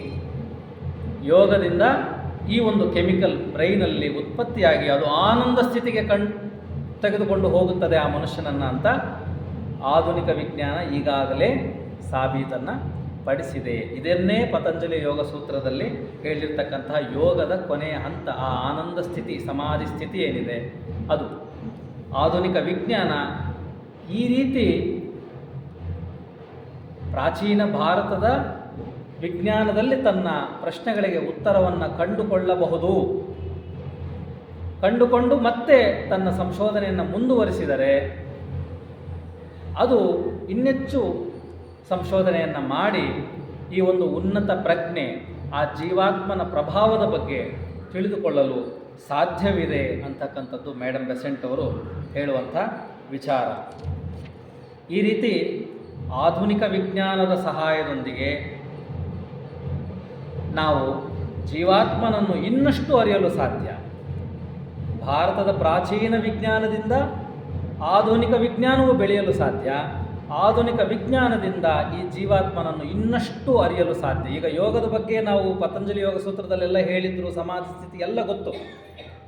ಆದರೆ ಆಧುನಿಕ ವಿಜ್ಞಾನ ಈ ಒಂದು ಸಂಶೋಧನೆಯನ್ನು ಮಾಡಿದ ಮೇಲೆ ಯೋಗ ಮತ್ತು ಧ್ಯಾನ ಮಾಡಿದಾಗ ಈ ಮೆದುಳಲ್ಲಿ ಈ ಕೆಮಿಕಲ್ ಉತ್ಪತ್ತಿಯಾಗಿ ಅವನ ಆನಂದ ಸ್ಥಿತಿಗೆ ತೆಗೆದುಕೊಂಡು ಹೋಗುತ್ತೆ ಅಂತ ಹೇಳಿದಾಗ ನಾವು ಇನ್ನೆಚ್ಚು ನಂಬ್ತೀವಿ, ಇನ್ನೆಚ್ಚು ಅದರ ಮೇಲೆ ಪ್ರಭಾವಗೊಳಿಸ್ಕೊತೀವಿ. ಹಾಗೆ ಪ್ರಾಚೀನ ಭಾರತ ವಿಜ್ಞಾನ ಮತ್ತು ಆಧುನಿಕ ವಿಜ್ಞಾನ ಒಂದಕ್ಕೊಂದು ವಿರುದ್ಧವಾಗಿ ನೋಡದೆ ಆ ಜೀವಾತ್ಮನನ್ನು ಅರಿಯಲು ಎರಡನ್ನೂ ಸಹ ನಾವು ಅರ್ಥ ಮಾಡಿಕೊಳ್ಳಲು ಪ್ರಯತ್ನವನ್ನು ಪಡಬೇಕಾಗುತ್ತದೆ. ನಮ್ಮ ಪ್ರಜ್ಞೆಯ ಸಂಪೂರ್ಣ ಬೆಳವಣಿಗೆಗೆ ನಾವು ಈ ರೀತಿ ಪ್ರಾಚೀನ ಭಾರತ ವಿಜ್ಞಾನವನ್ನು ಮತ್ತು ಆಧುನಿಕ ವಿಜ್ಞಾನವನ್ನು ಬಳಸಿಕೊಂಡು ಒಂದಕ್ಕೊಂದು ಅವು ಸಮತೋಲನದಲ್ಲಿ ನಾವು ತೆಗೆದುಕೊಂಡು ಹೋದಲ್ಲೇ ಆದರೆ ನಾವೆಲ್ಲರೂ ಈ ಸ್ಥೂಲ ದೇಹದಲ್ಲೇ ಇದ್ದುಕೊಂಡು ಉನ್ನತ ಪ್ರಜ್ಞೆಯನ್ನು, ದೈವಿಕ ತತ್ವವನ್ನು ನಮ್ಮಲ್ಲಿ ಗುರುತಿಸಬಲ್ಲೆವು ಅಂತ ಮೇಡಮ್ ಬೆಸೆಂಟ್ ಅವರು ಕೊನೆಯದಾಗಿ ಹೇಳ್ತಾರೆ. ಇನ್ನು ಕೊನೆಯದಾಗಿ ಒಂದು ಮಾತನ್ನು ಹೇಳಿ ನಾನು ಮುಕ್ತಾಯಗೊಳಿಸ್ತೇನೆ. ಇವತ್ತಿನ ವಿಚಾರ ನಾನು ಏನಕ್ಕೆ ಇದನ್ನು ತಗೊಂಡೆ ಅಂತಂದರೆ, ಪ್ರಾಚೀನವಾದಂಥ ಭಾರತ ವಿಜ್ಞಾನವೇ ಬೇರೆ, ಈಗ ಆಧುನಿಕವಾಗಿ ಮಾಡ್ತಾ ಇರ್ತಕ್ಕಂಥ ವಿಜ್ಞಾನವೇ ಬೇರೆ. ಅಲ್ಲಿ ಆತ್ಮ ಮತ್ತು ಜೀವಾತ್ಮನಿಗೆ ಉತ್ತರಗಳಿಲ್ಲ, ಇಲ್ಲಿ ಬರೀ ಆತ್ಮ, ಜೀವಾತ್ಮ ಮತ್ತು ವೇದಾಂತದ ಬಗ್ಗೆನೇ ಹೇಳ್ತಾರೆ ಅಂತ ಹೇಳಿ ನಾವು ಎರಡನ್ನೂ ಬೇರೆ ಬೇರೆಯಾಗಿ ನೋಡ್ತಾ ಹೋಗುವಷ್ಟು ಕಾಲ ನಾವು ಎರಡನ್ನೂ ಸಂಪೂರ್ಣವಾಗಿ ಅರ್ಥ ಮಾಡಿಕೊಳ್ಳೋದಕ್ಕೆ ಸಾಧ್ಯವಾಗೋದಿಲ್ಲ. ಆಧುನಿಕ ವಿಜ್ಞಾನ ಮತ್ತು ಪ್ರಾಚೀನ ವಿಜ್ಞಾನಗಳು ಎರಡನ್ನೂ ಸಮತೋಲನದಲ್ಲಿ ಅರ್ಥ ಮಾಡಿಕೊಂಡು ಒಟ್ಟಾರೆಯಾಗಿ ತೆಗೆದುಕೊಂಡು ಹೋದಾಗ ನಾವು ಇನ್ನಷ್ಟು ನಮ್ಮ ಉನ್ನತ ಪ್ರಜ್ಞೆಯನ್ನು, ನಮ್ಮಲ್ಲಿರ್ತಕ್ಕಂಥ ದೈವಿಕ ತತ್ವವನ್ನು ಅರಿಯಲು ಸಾಧ್ಯವಾಗಿ ಆ ಆನಂದಮಯ ಸ್ಥಿತಿಗೆ ತಲುಪಲು ನಾವು ಹೆಚ್ಚು ಸಫಲವನ್ನು ಪಡ್ತೇವೆ ಅಂತ ಹೇಳ್ತಾ ಕೊನೆಗೆ DVG ಅವರು ಹೇಳಿರುವ ಒಂದು ಕಗ್ಗದೊಂದಿಗೆ ನನ್ನ ಮಾತನ್ನು ಮುಗಿಸ್ತೇನೆ. ಹೊಸ ಚಿಗುರು ಹಳೆ ಬೇರು ಕೂಡಿರಲು ಮರಸೊಬಗು, ಹೊಸ ಯುಕ್ತಿ ಹಳೆ ತತ್ವ ಎಡೆಗೂಡೆ ಧರ್ಮ, ಋಷಿವಾಕ್ಯದೊಡನೆ ವಿಜ್ಞಾನ ಕಲೆಯು ಮೇಳವಿಸೆ, ಜಸವು ಜೀವನಕ್ಕೆ ಮಂಕುತಿಮ್ಮ.